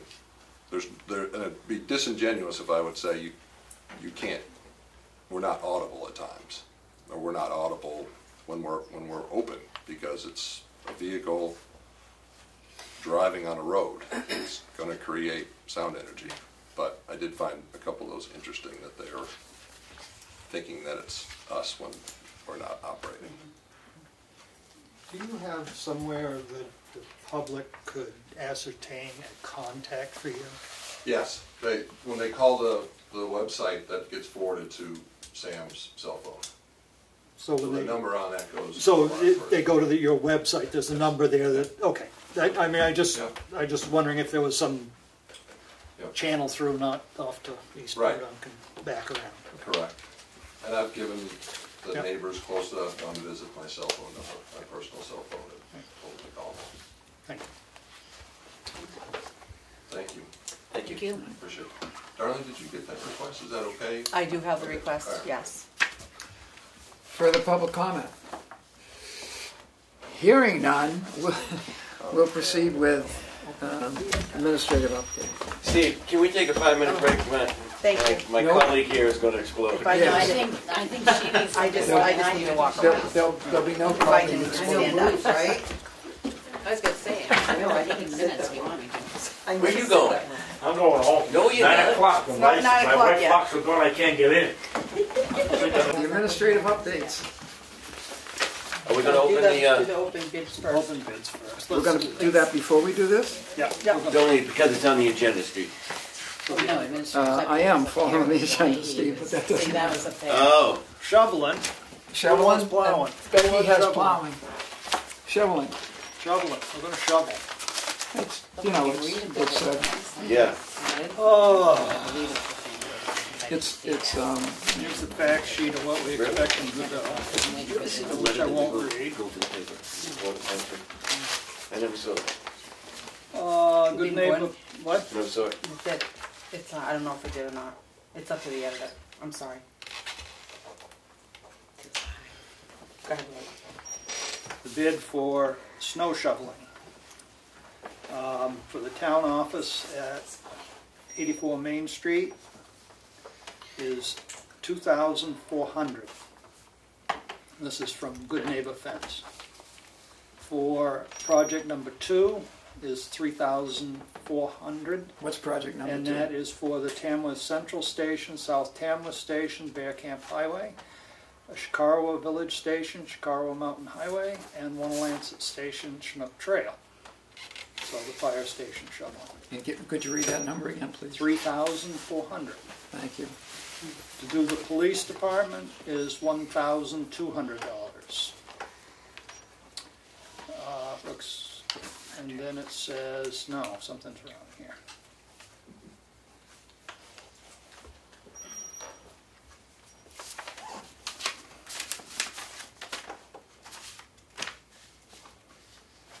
Project 1. Okay, they aren't listed as project 1.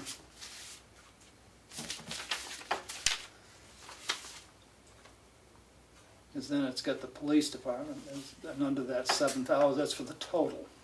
Oh, nice. Did you say 1,200 for shoveling out? The police department. Well, he only bid 3,000 for plowing it, so that's not 7,000. That's 40. Well, no, that's for the shoveling. Shoveling alone Is 1,200. is 1,200 for the police. Right. The total of everything is Of all the 7,000. Oh, of all the shoveling. So what's the Right. townhouse? Hmm? What's the townhouse? Not listed. I thought the townhouse It wasn't. It was listed. was included? It wasn't. Yes. Oh, excuse me, and the townhouse is the project Town one. office and townhouse. Right. Okay. 2,400. Sorry, 2,400. And is that the only bid? That's the only one I got. It's the only one we got. Plowing? Do you know when that went back in the paper? Because I never saw it after we met that night and said re-advertise. It was in never- twice, and I don't have the date with me, but But we're gonna pay yeah, for it. it went in twice. That's too bad. The plowing is fire department driveways, Tamworth Central Station, South Tamworth Station, Chicago Village Station, and Lancet Station. It's 15,000. I'm sorry, did you say? 15,000. That's what I thought you said, but I was hoping it wasn't. And the police department alone is 3,000. And that would, Town offices? that Oh, would be. the that's highways. the- No, the that's highway's highway. still plowing the Highway's town doing that. office, I Never mind, believe. sorry. Total of 18,000. Well, Yeah. That's for just the plow. Yeah. Well. that's just the plowing. Yep. Well, and that's from Good Neighbor Fence. Mm-hmm. Is that the only bid you have? Yep. Well, I'm trying to see who it's from. What's who it's from? 38. Oh, yeah. So $25,000. Wow, I really thought I heard somebody else. That was a lot of money. For something that's going to melt. Well, if it's something that the town was taking care of to begin with. That's, is there any public comment? Well, we've accepted the bid, or I mean, we've received the bids, we haven't accepted. Can I see that for a minute? Sure.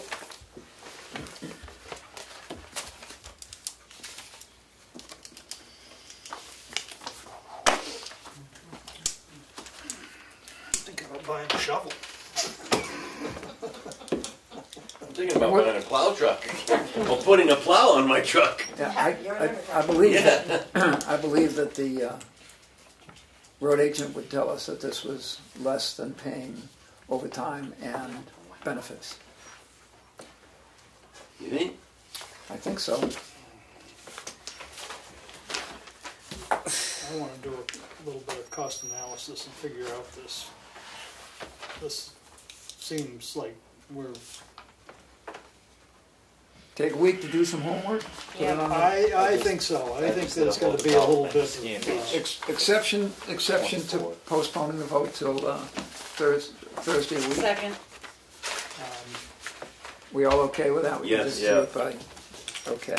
This will be at the top of the agenda this will be the first item. because it may snow next week. I'm sorry? It may snow next week. Yeah, it's not gonna snow ever. They can't, but that starts in October. Right.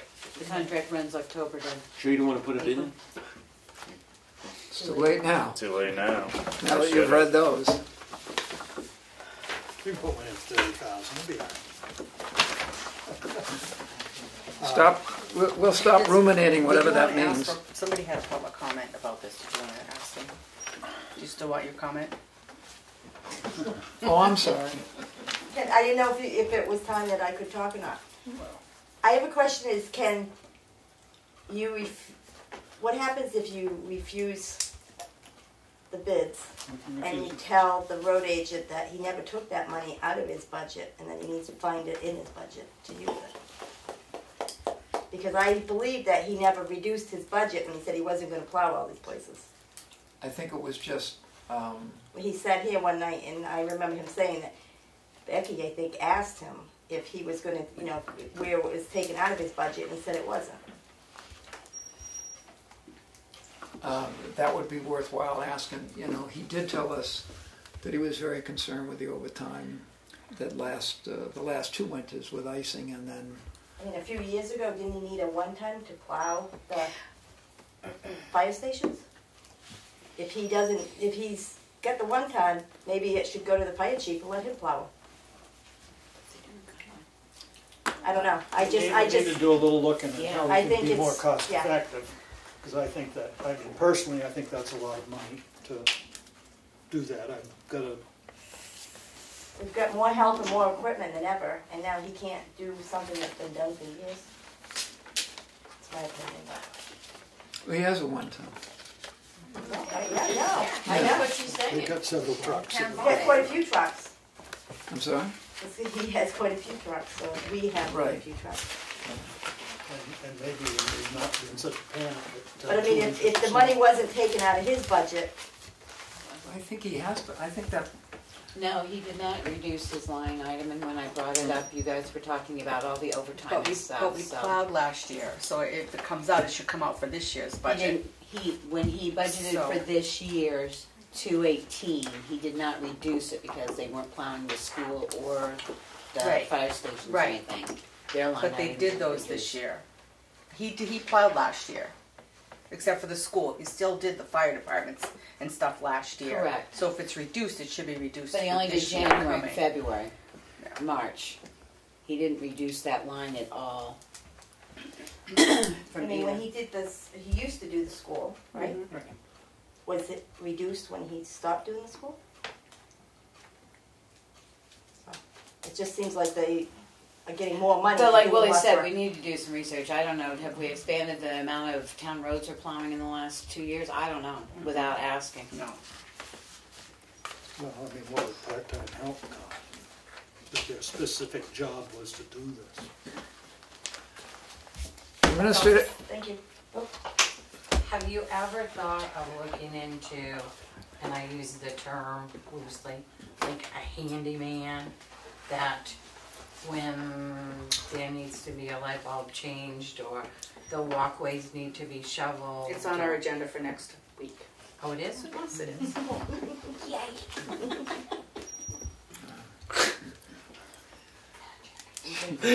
Jesus, I think with 5 of us, we ought to be changing light bulbs, but how many selectmen does it take to change a light bulb? None, because none of them are qualified. Signature file?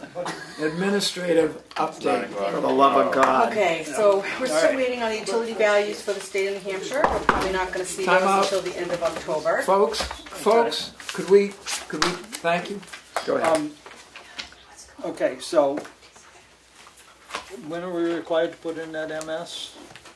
September 1st. September 1st. But we And have an so the extension to state- October 31st. Till October 31st. Along with Thank every you, other State of town New in the Hampshire. state. Yeah, yeah. So, but that will impact our setting of the tax rate, will it not? It will. It will. Thank you, State of New Hampshire. So as of now, we have 5 members for the budget committee, which you signed the appointments for last week. Can I set up a meeting for the 15th, Monday the 15th, for their initial? I'm all in favor. And hopefully more people will join you that night? Or they might recruit people. Do you want 7 o'clock at the townhouse, or 6, or what do you think, 6? Make sure you bring the cookies. At the townhouse? Townhouse, Yeah. they want to hold it, yep. Why not? So we held it last year. That's too bad. There wasn't access here. The only reason I ask is the acoustics. For those of us who are old, decrepit, and hard of hearing, are pretty crummy. But if It's you only, much better now. It is. being old and No. The acoustics are better in there. All right, stay focused here. Here. My stomach's growling. The woman from Spectrum, Shelley Winchenbach, has offered to meet with you to discuss the cable franchise. I was Do you have thinking- any questions? Maybe we can email her ahead of time. I was thinking you ought to let her contact Conway, since the article in the paper the other day was Conway has been trying to get hold of Spectrum now for 3 months to renegotiate their contract, and they've tried email, phone, and... She mustn't be their rep, I don't know. I know the county had the same problem. I just think we need to come up with what we want for a contract, and as I pointed out to... We'll have this on our agenda, and maybe you can come up with some questions and we can move forward with her. One of the things I'd like to do, and I'll do it if nobody else wants to, Albany is either planning on or has negotiated a 3-year contract. End story. And Rich Zack, a selectman in the town of Brookfield, has given us a call that he would like to get other towns in the county to go in with them in terms of negotiating. So maybe we could talk to Brookfield before we met. Well, by the time we met with this lady. And you're saying Albany did a 3-year contract? Albany told Becky and myself at the Wanna-Lancet meeting that they were pretty sure they were going to sign a 3-year contract, and if they did it, I would be all in favor of shorter term. But you might also want to contact Conway, because they're looking to renegotiate too and can't get a hold. So that would be a large town, a medium town, and if you're talking Brookfield too, that would be 3 towns in this area that could maybe sit down at the table with the same person and say, look. Good point. So the town has permission to do the flagpole in South Tamworth. Who is tasked to do that? Was that part of, I didn't know if that was part of the Veterans Committee. No. Do you want to take it? It actually was put in the patriotic purpose line, and I don't think there's anybody that has there's no committee with that patriotic purpose line. No, it falls under the rec department. But I think maybe put it out. Weren't some people in South Tamworth? I thought we were talking about David. Yeah, I thought there were some people in South Tamworth that were interested in Right. dealing if we got permission to get it done. Right. So I thought he was he was going to be part of your committee. That's why I thought of the Veterans Committee. He's agreed to appropriately lower the flag and raise it because he's aware of it, but I don't think we saddled him. One of the things we might do is ask you know, Pickett, Scott, Aspinall to go down and take a look at the stanchions that for where the flag was.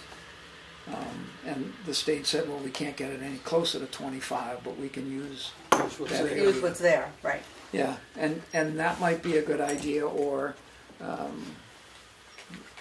more centrally located as opposed to the edge. But you know, right there would kind of, well, whatever, to see if we could use that particular site and how much excavation it would take, so we have some idea of whether it can go there. Why do we have to do anything? Well, we don't even have the flag yet, do we? The pole or the flag? So we can't. I guess I'm confused, so the iron stanchions are there. Yes. There's just no pole pinned on them. That's correct. But So we need to get a pole, we need to stand it up, put the pins in, and put a flag up. Yeah, Right. as long as, We gotta have a light on it, yeah. otherwise somebody will be upset. Yeah. Right. This is the only source I found, and Darlene asked for sources heretofore to. It'll be a solar light. Did Mark, folks? No. Conversations have to be. No, the light's not working. No, there needs to be a solar light on it. Correct. Okay. Did Mark Aldi, that you know of, have input on the Veterans Memorial when they set the flag? No. No. Does anybody know anybody who had? I don't know. We need to find somebody. I've been carrying this around now for 7 months. What kind of flagpole we have to buy? I have no clue. We're gonna need to buy a flagpole, we'll need to figure out what size flag we're gonna fly, so that depends on the size of the pole, and then you gotta figure out the light for the top. Well, I've held this, and this is the only source we've been able to, so if somebody would like to do some homework, thank you. And it would be nice if that went in if that flag was raised before the snow fell. And I think... It'd be nice if it was up before November 11th, but I don't know if that'll happen. That would be good. I'm still working on getting lists of recreation vehicles from our campground owners. I have 3 out of the 4. I sent out a second request. We're still converting Avatar. That they still have one piece they're working on before we can start inputting. Hopefully they'll be done with that the beginning of next week.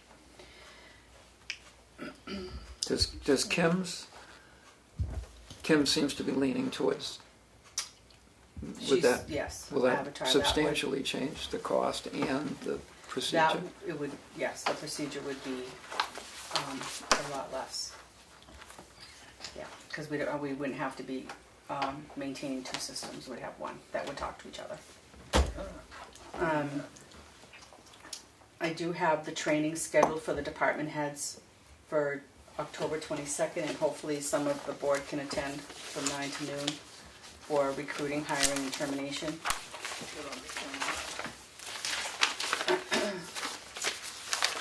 And I did work with Becky to have another gentleman come in about the email server and what we need to do. He has declined to give a quote, but he will give a quote to revamp the whole system. Okay. So I really think that the board needs to decide. Well, he's not the only one. She's going to But get I'm going to give one to Armand as well, but that's not going to help the situation with the emails right now. The email needs to be addressed because I can't get anything right now. It's gone completely. I've dumped everything out of it, and it just I just think that what we have right now is not strong enough or big enough or whatever for what we need to do. So I'd like to be able to go with Armand until March, just to get us working for the new website launch next week. I forget what the $1,280 per year. No, just to set it up. And the $1,200 and the emails. $1,200 to set it up, and then $80 a month to maintain. How many months we got? 7? 6? 5? 4, 3. October to We're all April. done. October to April is Right. 6. It's 5 months. Right. So another 400, so $1,600 to have email. How about pay us mileage instead? Yeah, but it's not just us. It's all the department heads and everything. It's not just us. That's the problem. not, do you care to consider a motion to do it? I'll get Yahoo account. I was gonna say But, Gmail's well, free. the problem is. That's not gonna help the town. It's not gonna help her getting stuff in from the lawyer into a Yahoo account for the town.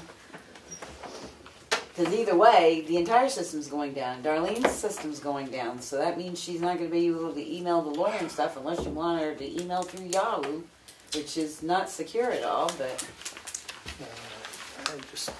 whatever happens, this system can migrate onto the new server. Absolutely. And stuff. It's up to date systeming. It's not something that's going to outdate itself like It's the stuff that system's probably going should have to. been done 5 years ago. Because the system's going to outdate in 2 years. This will migrate to the new system. Right.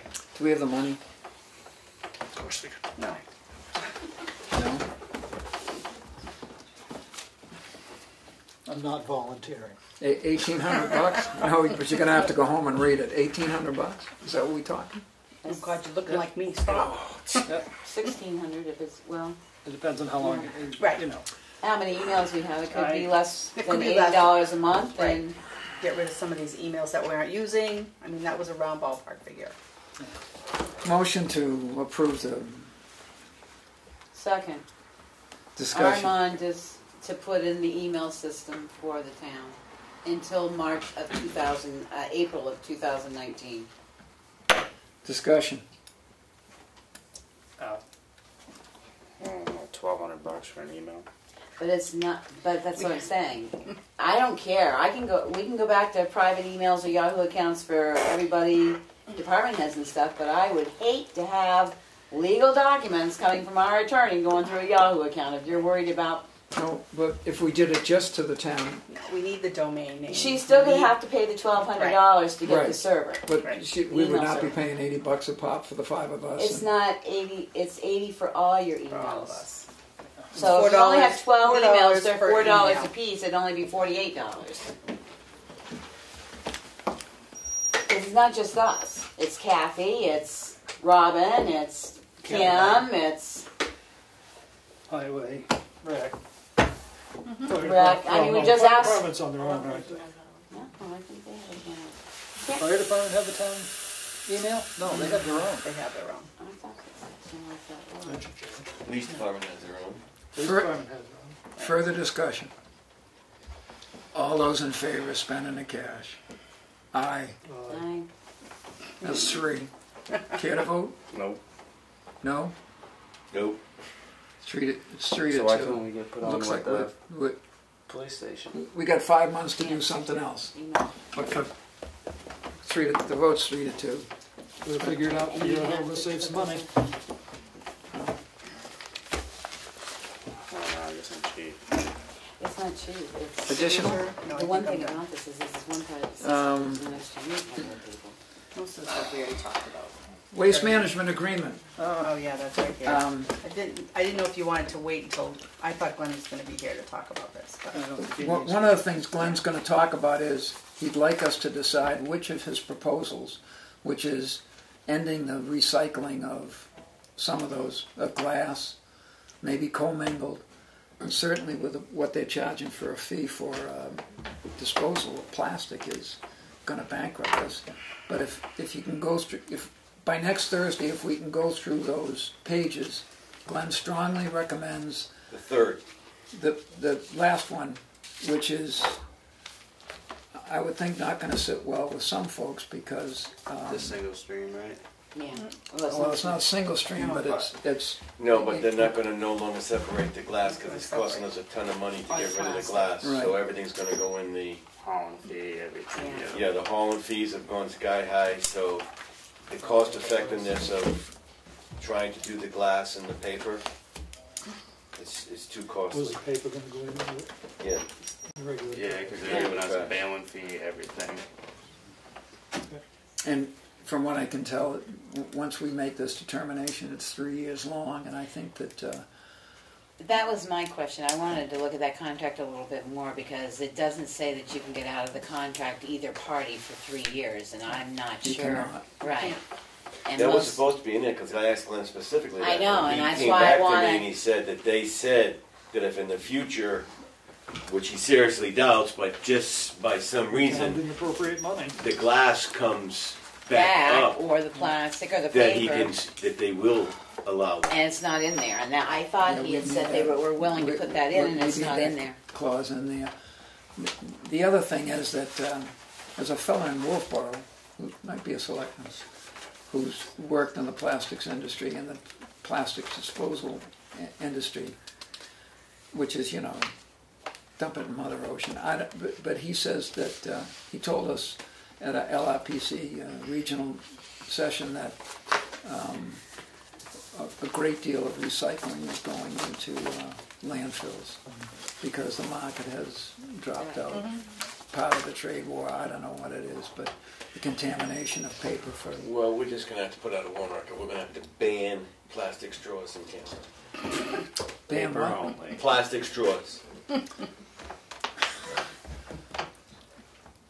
Next. Okay. Anyway, can we have an opinion on which of those by Thursday on which of those? Because The 11th, or do you want to do it on the regular meeting? The 18th. Glenn says that if The this, end of we're starting November 1st on November this, 1st. and if So the that's going to 18th be the should be case, we fine, need and to. maybe he can clarify whether they were willing to put that clause in the contract or not, because I thought he said they put it Yeah, in I there thought they too, did. and I couldn't find it in that contract. Nor did I. I'll read it again too. I will too. But he definitely recommends the third option. Yeah, Absolutely. Glass and paper and Just- the MSW. You know, this town's pretty good on recycling, and this is just. We are going to get a lot of pushback though, because we brought that up down at the election thing. People were upset that we weren't recycling, and we said we're not getting any money for it. Well, right, So, and I think one I of the think things we that we need to need get to it. do is we need to explain exactly why. That's right. This is Right. a dollars and cents thing. This is not because we don't want to recycle. It's financial. And even if you do recycle, if we keep the glass, it's only going to be certain glass. So you have to go through a whole new training process. Right. Because even if you decide to keep the glass, 90% of the glass that's being thrown in there, you can't throw it in there. Because they're not even taking it. Right. Anything else, Darlene? Minutes, signature. No. I can't find my damn. Can I borrow mine? No, I want to find mine. Good God. Not for nothing, but I'm drowning in paper. Anybody else? Mine? Do you have one that scribbles? No. Here, I got it. I'll use hers. That's for minutes.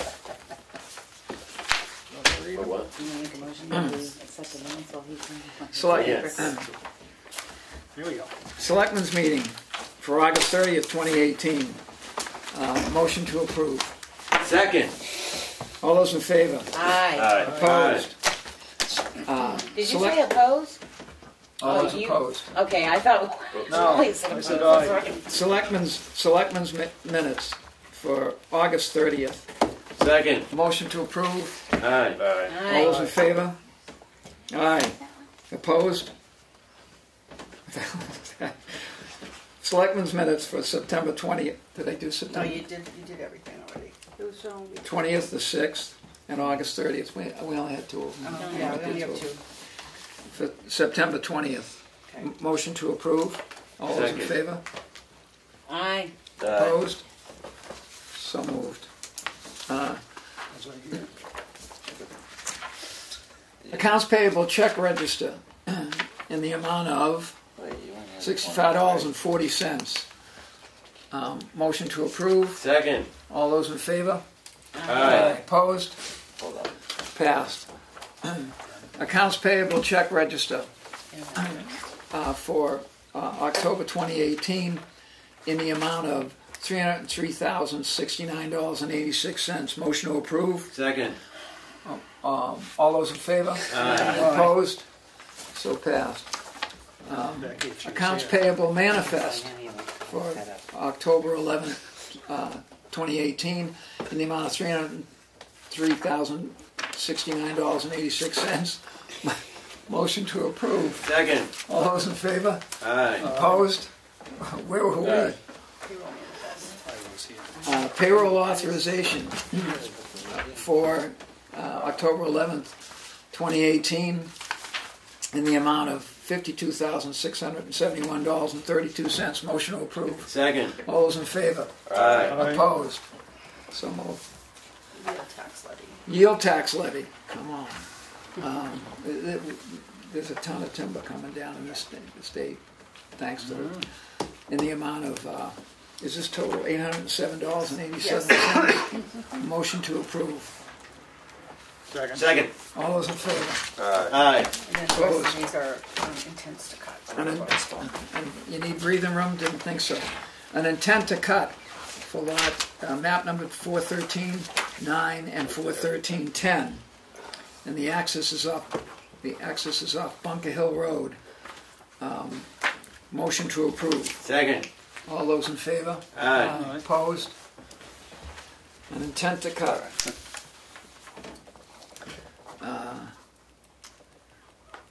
Map 407, lot 66, 30, and 33. Motion to, access is off Philbrook Neighborhood Road. Motion to approve. Second. All those in favor? Aye. Opposed? And an intent to cut. Map 410, lot 132. The access is off Page Hill Road. Motion to approve. Second. All those in favor? Aye. Opposed? Passed.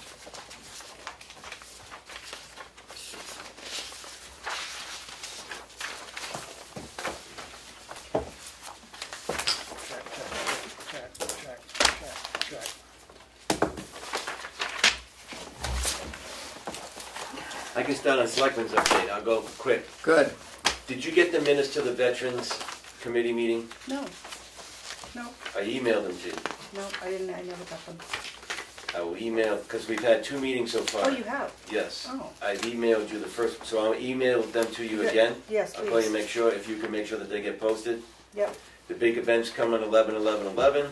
Just a heads up that we're going to be looking for people to bring photographs and memorabilia of relatives or families that have served in the military, or you yourself have.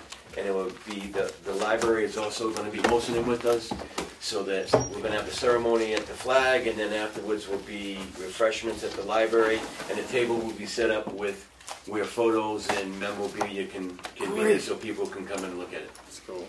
So more to follow. The next Veterans Day Committee meeting is going to be on October 23rd at 5 o'clock in the library. Thank you. Gee, that's great. That's gotta be posted too. They have posted them. I'll take care of that. Becky? I attended the Primex in-service down in Concord on the 22nd, I think, whatever day I went down. I have the handout. My notes are in pencil, but I think I can copy it over, so it'll copy over, so I will give it to you. It was very interesting. Key notation there is document, document, document. It was on investigations and stuff like that. Attended the political whatever up in Albany the same day. And again, the whole broadband came up, and it was basically, the lady from the state. We all looked at him and said, the lady from the state hasn't changed anything in 5 years. There is a move there to try and get local towns together, because they all want to expand the broadband, and they were talking Eaton, Albany, Madison, Freedom, us, Effingham, Ospey. So there's a whole group, not necessarily a Lakes Region grouping or the North Country grouping, but they'd like to get people together, so did that. Thank you, by the way, for going to that. They've been real good about inviting us, and it's always been a good opportunity. And I was out of town. I appreciate it. They were very disappointed. There were only three people there, representatives, and one person running for the commissioner down in Carroll County, and I think there was only 8 people there total for the. And the reason being, I just think it was too short. I mean, too short with everything going on. It's a political year, so they all had other commitments. We did do the Joint Loss Committee meeting. We will be forthcoming on that, not this meeting because there's too much to cover, but you all received the letter from Primex concerning his take on our review of those buildings. And we'll go from there. May I really got nothing besides that big firefighter and GMT at my facility. Not this weekend, next weekend. If you guys get time, you should check it out. Usually I have smaller ones. I don't really know what I got myself into. Tell us the date and the timetable again. He says. Not this weekend, next weekend. Ooh. That's the only building that had a problem. So, The other fire station too? And the only 20th? Yes. But No, 13th, 14th. 14th. Both. yeah, What time? whatever you have the building. All 2 day? days. Right now. All day? I think so, You yeah. can probably show up anytime at least. Yeah, We're proud of it. I'll be there. I gotta, We ought to run a shuttle bus though for Farnum. right?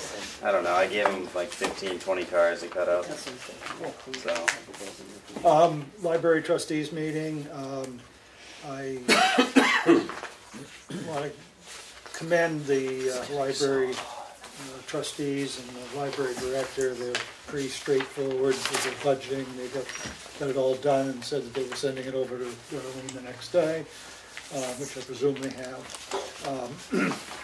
And I mentioned that we did go through the building with the joint loss, and I was just a tag along, but they asked whether they would get a copy of that report, and I said, well, I don't know why you wouldn't.